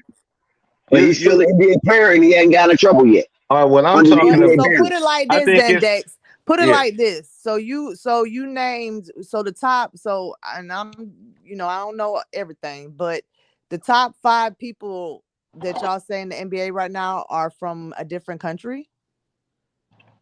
Yeah, Well, they other than still are. LeBron, right? No, LeBron ain't top five no longer. Curry. What's up, y'all? My name is Curry Fly. is. Curry is. Okay. Okay, all you And got then to do is name the top outside of five. Curry, Just name the top five. So you got Jokic, Stop. you What's got up, y'all? Luca, My name is hello. you got Joel Embiid, mm-hmm. you got Steph Curry. Oh, No, Giannis Giannis. Antetokounmpo. Giannis? Yeah. Giannis Antetokounmpo. So And let's just say you name 5 Haunted to people. Cumbers. I named 2. If those 2 people that I named Do you want had chicken they curry? shit together, then those two Calm people down, Kyle. may You get in. be a part of that top 5, and it won't be the foreign people. Kyle. If it Say that makes one more sense. time. So what I'm saying is, if those What's up, y'all? the two people Who that the I fuck named, is that? Dex That's is saying, Kyle. Kyle, be nice. What's up, y'all? that's your My friend name is Dex. Kyle. No, I don't even know who Kyle is. What's up, y'all? My name is Kyle. Hi, Kyle. You want to take a goodie? Kyle, what you got for us tonight, Kyle? You up late night. Your parents must be All sleeping. right. So I heard that Frankie Cigarette got drafted into the Hornets. No, not drafted. He got signed. He got signed into the Hornets. Yeah, Whatever. he got drafted in 2017. So he's been drafted a long time ago. Yeah, same thing, different words. Whatever. But basically, Kyle, how old are you, Kyle? You're being managed. What are we doing? I am 17, man. Okay, so be nice, Kyle. Come on now. Yeah. What you got for us? What you got for us? So when I heard that Frankie Cigarette got signed to the Hornets, I got really pissed off, man. Cause you Me too. You know how bad that guy is, man. Talk to us. That guy's terrible, man. When he was on the Knicks, he was missing shot after shot. Frankie, do you know how bad the Hornets He are? was getting fouled because he was playing too defensive. Yo, chill out with that. Frankie, do you know how bad the Hornets are? No, he's not Frankie. He's Kyle. He's talking about Frankie. Man. Oh, my bad. I'm not Frank. Yo, why are you talking bad about the Hornets? Yeah, why are you talking bad about the Hornets, Why are you man? talking bad about Frank? Because Frank is trash, man. The Hornets are trash. Frank is trash. Well, That's who's your Frank favorite team? He's talking to Who's Frank your nephew. favorite team? Listen, Kyle, you're talking to Frank nephew. Well, I who's really your hope favorite that team? I'm not gonna lie. I'm not gonna lie. I'm kind of a hater. So I hope that Frank Cigarette trash talks Lamelo Ball on the court, and Frank Cigarette gets punched in his fucking face, man. I hate Kyle, that you can't guy. be talking like that this time of night, Kyle. How dare you? So My bad, man. This is the guy you respect his basketball. Yo, hello, takes, I'm his older brother. Hello. I know he Dex cut me all off for that. Dex cut me off. Hey, listen, it's fly after dark hello, and it's zany at times. I just have a You few. hear me, I Dex? have a few words to say about Frank Cigarette, bro. But hold Man, on, I just saw give me his 1 girdle second. peeking out in the middle of the match. That fat fuck is wearing a girdle. Yo, Dex. Wow, you guys are really naughty. Dex. No, Yes. man. I'm sorry about my brother, man. You owe me. But let's be honest, man. When he was on the New York Knickers. Kyle, wait, Kyle, have you subscribed to Slice Sports TV? Yes, man. I am subscribed to Flight Sports TV. Of course I am. Okay, carry on. When he got drafted, when he was on the New York Knickers, he was just as bad as him Whoa, now. be careful. Wait, what the hell did you just say that? No, he said Knickers, not the other word. Not niggers. No, come on, you guys. You guys don't get indignant. We saw what happened to Alabama. Alabama.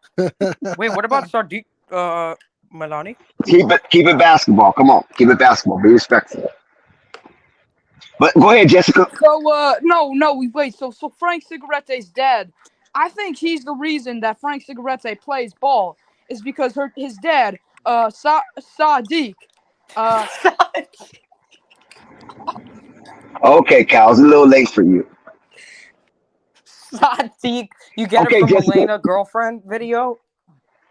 Who's that? Who's Milena? My ugly girlfriend. Dex, Dex can't be these guys are 17. children. All right. Yeah. Okay, go ahead, Jessica. Go ahead. We got it. No, go ahead. We got it. Go ahead, Jessica. I got it. I forgot what I was talking about. Nah, I don't even. Yeah, I'm going to say something, Dex. You know, to me, Frank Ntilikina, that signing made sense to me. All right? Okay, explain that. Because you was defending it, and you got a little perturbed when they was talking about Frankie cigarettes. Well, yeah, I mean, I was just mirroring what he said with the Hornets. I mean, one could say the same thing, right? Yeah, but, exactly. I think the Frank signing made sense because the Hornets still lacked a backup point guard. We saw that none of those guys in Summer League could fit the bill for that throughout an 82-game season. And Frank is a veteran player. Although he hasn't lived up to expectations, nowhere near them, he still gives 100% on the floor. He just might not be worth a damn, but he's got good size. He's defensive minded. He's ready to do the dirty things, and he's a solidified NBA player. As bad as he is an NBA player. So I mean, I thought that was a good sign. The Hornets are a bad franchise. They're a bad team. All right. There's the brightest spot is Lamelo.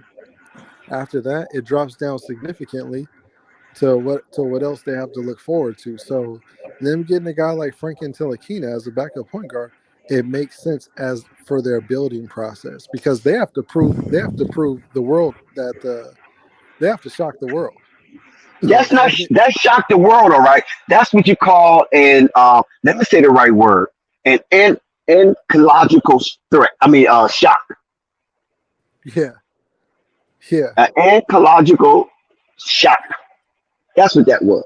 Basically, what that means is that a deformed humanoid shape that is not of this world. That's Frankie Cigarette. He got human form, but he's not of this world. And he's not even a match to be compared on a I'm not compared, but alongside of the Melo Ball in trying to champion the Charlotte Hornets into relevancy. Well, that's not the thing. him. That's the thing. They all have to prove. They hold on, Dex. They aside from LaMelo as an individual player, they both have to prove they worth a damn. The Hornets do, and Frank Ntilikina do. So to me, it's a perfect marriage because they both got to prove they worth something. Who got to prove? The Hornets and Frank Ntilikina. No, they already got Dennis Smith Jr. for that, right? They let him go. Dennis Smith Jr. is not on that team anymore. I know they let him go. That's what I'm saying. Yeah, so why would you let Dennis Smith Jr. go and then go back and sign a regurgitated Frankie Cigarettes, Frankie B? This is not the Bronx Tale. We don't need no odd love story here. Yeah, all I'm saying is neither one of them is worth a damn. So they working together to try to shock the world. That's all I'm saying.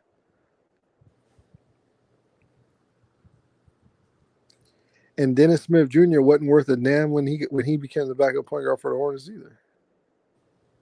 No, he was worth his salt. I mean, he was only there for $1 million. He did well. He was getting paid $1 million, and he was on his fourth team already.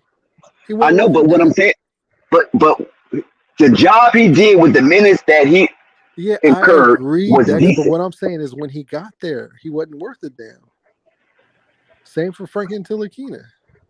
See, you saying they trying to shock the world. I think this is jest, right? You cannot be serious. You're being very facetious right now. You can't be serious saying that signing Frankie is going to shock the world. No. I did not say it's going to shock the world. I said the Hornets and Frankie are both trying to prove that they're worth a damn. That's what I said. But why? What is? Okay, listen. Why the Houdini act with Frankie? You saw what I'm saying? Why? What I mean is, like, Houdini used to always try to, to make himself disappear, right? Try to make himself disappear or get out of some difficult situation.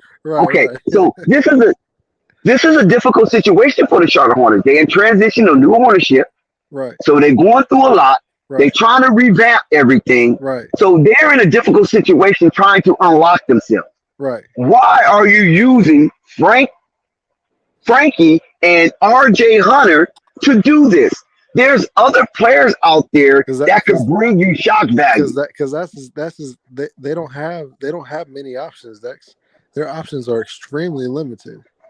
Then why, if they're extremely limited, then why you think they will shock the world with this signing? No, I don't think they're gonna shock the world. I don't think they are.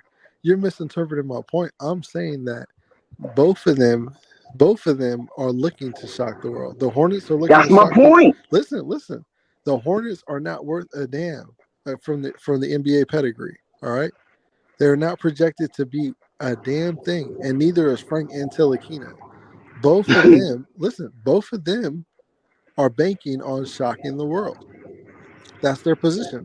The Hornets are an extreme underdog, and so is Frank Ntilikina. That's what I'm saying. Well, okay. When you say extreme, I don't know if they're extreme. Oh, they the underdog because there's teams worse than the Hornets. The Hornets are they're projected to be a playing team. Okay, but that's okay.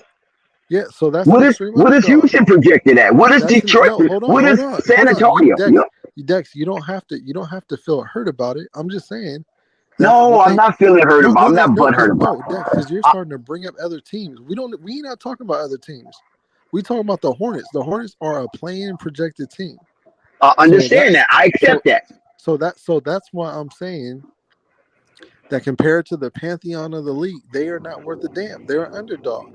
They are trying to show their worth. That's what I accept that. And no, I accept everything you said except extreme. And Frank Ntilikina is the same way. He ain't worth a damn to the. When you use the adverb extreme, that's where I draw the line. I don't think they're that bad. Extreme is being in the bottomless pit.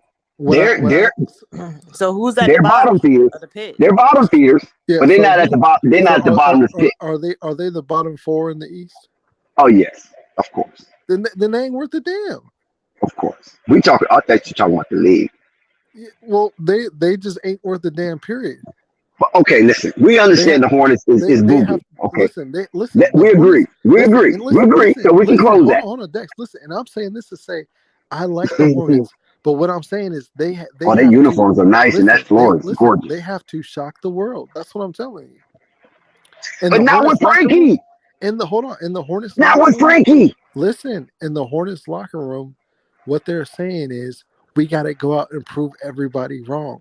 Everybody thinks we ain't worth a damn. I agree with your premise. Frank but not with Frankie. Listen. Exclude Frankie. Listen. When Frank and his agent are in their quote unquote locker room, they're on their phone doing their business call. Frank's agent is saying the whole league doesn't think we're worth a damn. So we got to get up. We just signed our contract with the Hornets. We got to get out there and show them we're worth something. That's what I'm saying. The marriage is proper. The Hornets and Frank and no, it's not proper. No, divorce. They're in the divorce. They're in the same stage. That's what I'm saying. Do not consummate this marriage. No way. Right, you cannot do this. This is wrong. Spike Lee said they're going to shock the world. Spike Lee said both of them is on the path to shock the world or attempt to shock the world. I didn't say they were going to shock. It's all right. Attempt. I said attempt. I had to catch myself because right now I'm in trauma session. Come here, Lola. And by them attempting to shock the world, they're going to shock the world, all right. Come here, Ma. But it's going to be an anthological shock. It's not going to be the shock of the hour. It's going to be a shock that somebody going to say, oh my God, this is inhumane. What the hell is RJ Hunter and Frankie going to do for the Charlotte Hornets that nobody else could do that's been in the league? These people been absent. They're absentees. They got one guy from the post office. He ain't been in the league since 2019. Oh my God. And this is an activity that they want to prove to the Hive that they're not inactive. I'm not buying this. They don't have no other options.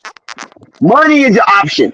What you mean don't have other options? As long as you got money, you got options. They don't have options for a backup point guard. The pool is small. The fish is fried. You wait. Because how many point guards you got right now? How many people you got there now? Until what? Wait until what? Hold on 1 second. You know the roster, right? Okay. Let me pull up the roster so I can help you out a little bit here, Spike. Okay, now the Charlotte Hornet roster, right? Okay, let's go Hornets roster. We're going to see what do they have as backup to LaMelo Ball, right? Okay, Terry Rozier, backup point guard, right? James Bouknight, backup point guard, right? No. You can't do that. I'm going off their roster. No, you can't. You can't say Terry Rozier is the backup point guard. You can't do that. He is. No, he's the number one backup point guard. He's the starting shooting guard. He's not. Yeah, but he's the backup. He's the number one backup point guard. Backup point guard. He is, according to the roster. He is. No, he's not. He's a starting shooting guard. I understand what you're saying, but according to the roster, he is the number 2 point guard. That's the only thing I'm saying. What roster are you looking at? The Charlotte Hornets. He is not the backup point guard. Frank Ntilikina is the backup point guard. Well, I mean, let's see. Do they even have Frankie on here? They might not even have Frankie on here. I do not see Frankie on here. So that's the old roster. Let's get an up-to-date roster, the depth chart. Okay. Hey Siri, Charlotte Hornets depth chart. Okay, let's see. Is Frankie on here?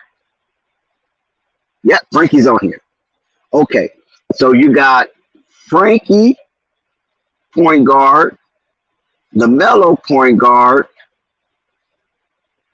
Let's see who else. Okay. Yeah, they got Terry Rozier under this one as the starting shooting guard, and they don't go into the number 2. But when you go into the number 2, Terry was listed as the number 2. So if now they picked up Frankie, let me see how many point guards they got. Number 2 on what? On point guard. He was number 2 point guard. On what? On Charlotte. What do you mean? Who is giving you that information saying he's number 2 on point guard? On the depth chart. On their depth chart. On who's they got chart?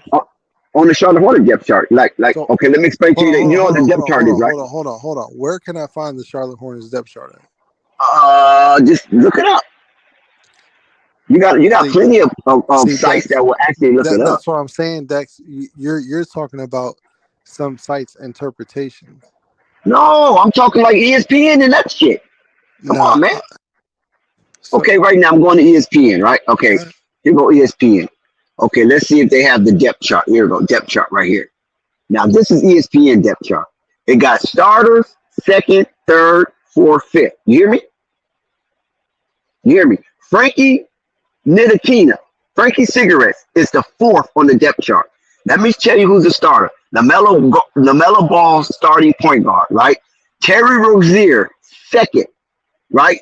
Theo Maladin, 3rd. Frankie, 4th. Kobe Simons, 5th. According to the depth chart of Charlotte Hornets, ESPN, if that's not a credible source, I don't know what to tell you, Spike. And you can look it up for yourself. No, I was looking on ESPN. I mean, it says Terry Rozier is the number 2 point guard. Thank you. But this is oh my God! Come on, Spike! Don't do that. I'm just saying he's not the best. You wanted the depth chart. I gave you the depth chart, right? He's the shooting you guard. You thought you had me stumped, didn't you? Didn't you?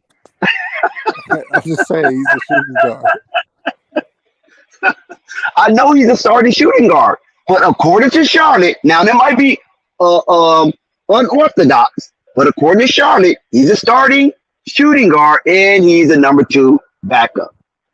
I'm just going by Charlotte. I'm not saying it's the right way to do it. The process is perfect. By ESPN. You're not going by Charlotte. But this is the depth chart. They're related. You're going by ESPN's interpretation of their depth chart. Okay. How far you want to go down this rabbit?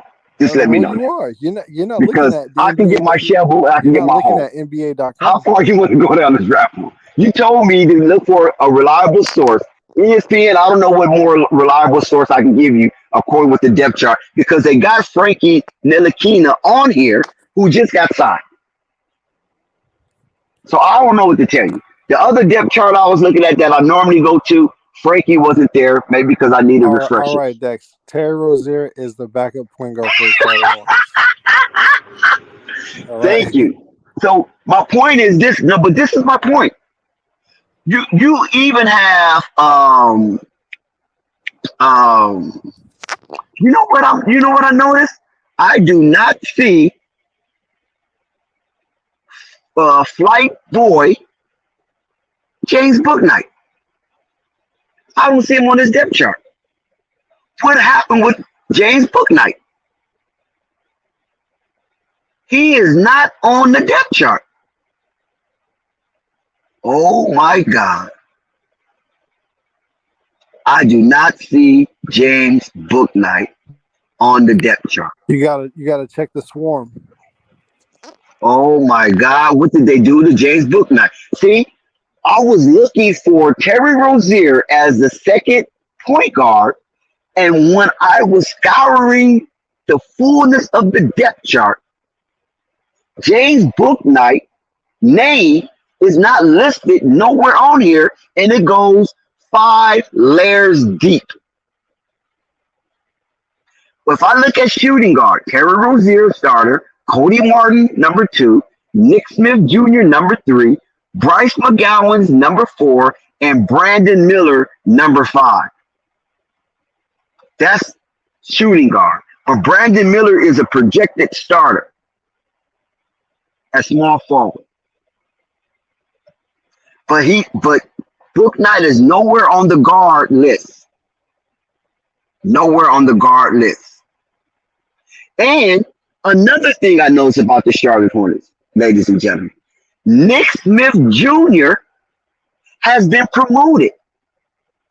Nick Smith Jr. has been promoted all the way up to number 3 on the shooting guard depth chart. Nick Smith Jr. He's been promoted above Bryce McGowan on the depth chart of shooting guard. So Bryce McGowan has found himself in the doghouse. Where he was a promising prospect, now Bryce McGowan has found himself in the doghouse. Whoa, have the mighty has fallen. So can anybody explain where the hell is James Bouknight? Do we need to send flight back down to the Spectrum Center in the Queen City and knock on some more doors, asking questions about the whereabouts of James Bouknight? Because right now it looks like James Bouknight have absconded from the Charlotte Hornets. Can I get some assistance here? Do anybody have answers? Shout out to Murgod. Cal, you've been naughty, Cal, so you're on timeout right now, Cal. Shout out to Murgod. Could you help me out here, Murdoch? What's up, man? What the hell happened to James Bouknight? Two things. One, the Charlotte program, and two, his attitude. I mean, that's the only thing that explain it. James Bouknight is missing. James Bouknight is MIA, missing in action. Yeah. Something is not right here. I don't know what the hell is going on. It's like I think it's probably worse than the Malik Monk situation. So he is not on the 20-man roster. Well, actually, it's not 20. Is it? Yeah, it's 20-man roster. 4 times 5 is 20, right? But why do I got 25? How the hell does Charlotte have 25 players? it's probably just for camp bodies. But there's no James Bouknight. What the hell happened? I don't know how to explain that, big dog. That's insane. I just noticed that. Spike Lee. Where's James Bouknight? Purple baby. Where is James Bouknight? He's nowhere on here. And we haven't had no news about the departure of James Bouknight. Nobody said he got cut. Nobody said he got traded. Nobody said he was demoted to the Greensboro Swarm. For crying out loud, we got Kobe Simons. But no James Bouknight. We got Nick Smith Jr. But no James Bouknight. Has he been demoted to the Greensboro Swarm permanently?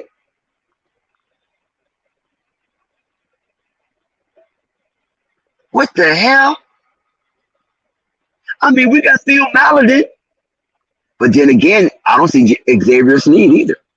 Didn't he get signed to a full contract? Where the hell is Xavier Sneed? Did they sign these people and then put them in the damn G League? What the hell is going on with Charlotte? They waived Xavier Sneed. Oh, they waived him. But they signed him to a contract. No, they waived him recently. As soon as new ownership came aboard, they waived him. See, that's the bullshit I'm talking about, right? Instead of them getting Jello, who would have been a mainstay, they signed Xavier Sneed and then waived. See, I don't understand this. It's just copy flop. Somebody help me understand this right here, They waived. because I don't. That's insane. They waived him 5 days ago, Dex. Where the hell is Kelly Oubre? I don't know. He ain't on the team. Where the hell is Kelly Oubre? Wait a minute, man. Let me look at this roster. Something wrong with that depth chart. Yeah, man, I wouldn't go by that depth chart right now, Dex. I'll wait until I guess training camp to really see the depth chart. Ah, I see Kelly Oubre, but I don't see James Bouknight. Oh, there we go. Yeah, I see him now. Yeah, I wouldn't worry about it until they get to training camp. That's when we'll know where. Oh, okay. You got a point. Because I'm getting ready to say, man, something's not right here. Yeah. I wouldn't worry about that. I wouldn't worry about that right now. Well, I mean, what can I say, right?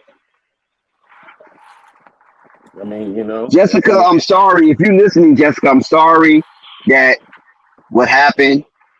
But nevertheless, if you come back up, you got 10 minutes of straight talk. You can talk about anything you want. We got sidetracked by Kyle and the crew. Okay, Slate. Bouknight is on the team. Okay, got it. But I was just looking at the depth chart. I mean, Big Al, Spike is not right, Big Al, so stop it. Right about what? About Terry Rozier not being the number 2. What, number 2 point guard on the team? Yes, exactly. I mean, last year he kind of had to be. Well, they got him at number 2 again, unless something changed.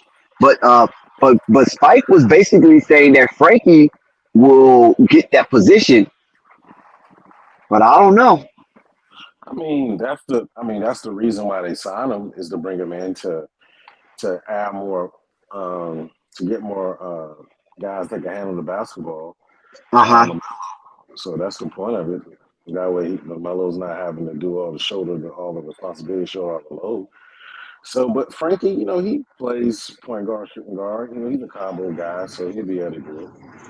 So according to the team leader, Terry Rozier was a team leader in assists. Now, we know LaMelo didn't qualify for team leadership because he only played 36 games. But those that qualify for individual accolades amongst the team, Terry Rozier led the team in assists. So he can play, mate. I mean, Terry Rozier can play, mate. You know, when Terry Rozier can play, mate, when he wants to. So that's the thing with that. Hopefully, you know, Frank can be a decent backup. You know, but you know, you are right as far as basically, you know, Terry Rozier is the backup point guard, but also Spike Lee is right in the sense of basically that, you know, this is the perfect opportunity for Frank because he can get on a team like Charlotte and be able to prove himself, just like how Dennis Smith Jr. did himself when LaMelo was out. He proved himself in order to get a better contract, which is why he's with Brooklyn right now. So that's the situation. I think Spike Lee just didn't explain it correctly, but it is a perfect situation for Frank in a vacant backup position to where he can be able to get an opportunity to prove himself to get a bigger deal or a longer term deal as a backup point guard. I think Spike explained himself very well because he's very well spoken and he know how to express himself and elaborate on that which he's trying to expound. What I'm saying was, why Frank? You know what I'm saying? I'm disagreeing. Not that he wasn't right about Frank's journey. I'm disagreeing that the Charlotte even picked him up. That's what I didn't want. Like, why would you pick this guy up out of all people? You know what I'm But saying? but Dex, I get what And you're he said saying. that was all was left. So Charlotte just got the leftovers. See, but Dex, that's the key right there. Dex, is one that pretty much basically that was available on the market at the price point that they wanted. All the other backup point guards wanted a little bit more money. Like John Wall probably, and more than likely, probably wanted a little bit more money, including the fact that John Wall probably wasn't going to play for a team that's going to compete for a championship. So, Yeah, he's not playing for Houston. So why would he play for Charlotte? exactly. So he wants to go. So a lot of these players want to go play for teams that they can compete with or be veteran players coming off the bench. So, players have to want to go play. I mean, yeah, and that gets to the conversation that your guys were having earlier because I was listening to the whole stream. Players have to want to go play in Charlotte. I mean, you just can't force somebody. You just can't throw them a bag. You can throw them a bag all you want They to, threw but they threw they threw Gordon Hayward a bag and he sure came. and he did, But still, some guys have to want to go play in Charlotte, though. Not everybody wants to go play there. But Some you guys got will. Some but guys will. Some everybody listen. Okay, you say they don't want to go play there, right? But I'm saying that if you give them an offer they can't refuse, you got to start somewhere. I mean, yeah, that's where it goes. Everybody's not turning down the bag now, I mean, and I I'm don't think not there's too saying many players that will turn down the bag. I'm not saying that. I'm not saying they will. Because you remember the situation with Montrezl Harrell, right? Montrezl Yep. Harrell took less than state to go to a team that can compete. Whereas come to Charlotte, come get the bag. Well, listen. Do you think the Clippers are going to win anything? No. The thing with Charlotte is their culture was just Dex, subpar. Dex, you basically explained the point right there. You just explained it. The culture, everything's unorganized. Things are not. They don't have a direction. A lot of players probably don't want to play for that. I can attest to that. Yeah. But Yeah, so but it's all like, I'm saying is that now but you I'm know not how gonna say that. Yeah, okay, more guy. You know how when you got a hotel, well not a hotel, a motel that's in your neighborhood or that's in the surrounding areas of your neighborhood, and you already know that's a low down motel. But then all of a sudden new owners come and they're say under renovation, then it says under new management, right? Open for business. Sometimes you might take a checkout, right? Like, well, shit, let me check it out now. They done remodeled it and it's under new management. Maybe I can take the girl there and see what's going on. Why the Charlotte Hornet is not presenting themselves in that way? We're under new management. We're doing renovation. Come check us out. But they get Frankie and RJ Hunter. I mean, but Dex, have you looked at a salary cap? Big dog, they ain't got no money.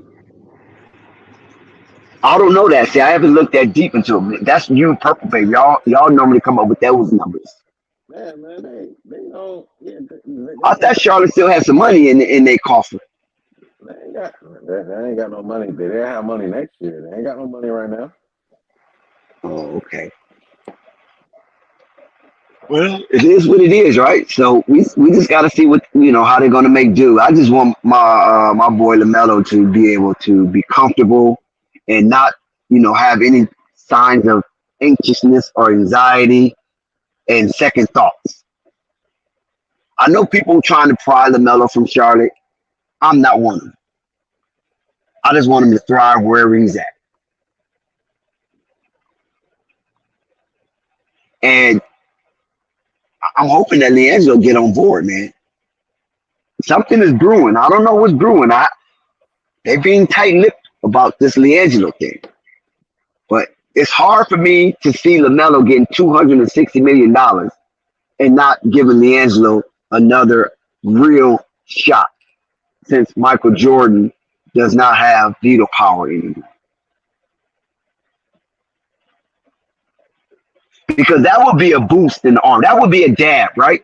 If LiAngelo get invited to training camp again, that would be a dab for Charlotte since they missed out on the sweepstakes. That will bring some excitement to the hive.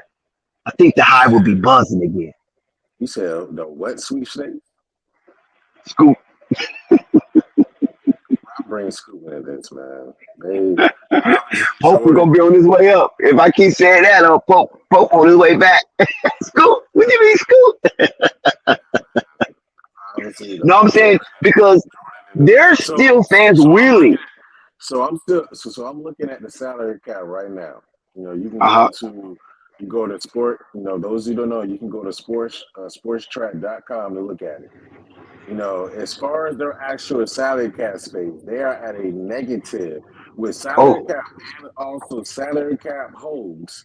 They are at a negative 25, basically negative close to 26 million. wow, you heard it from Murgod.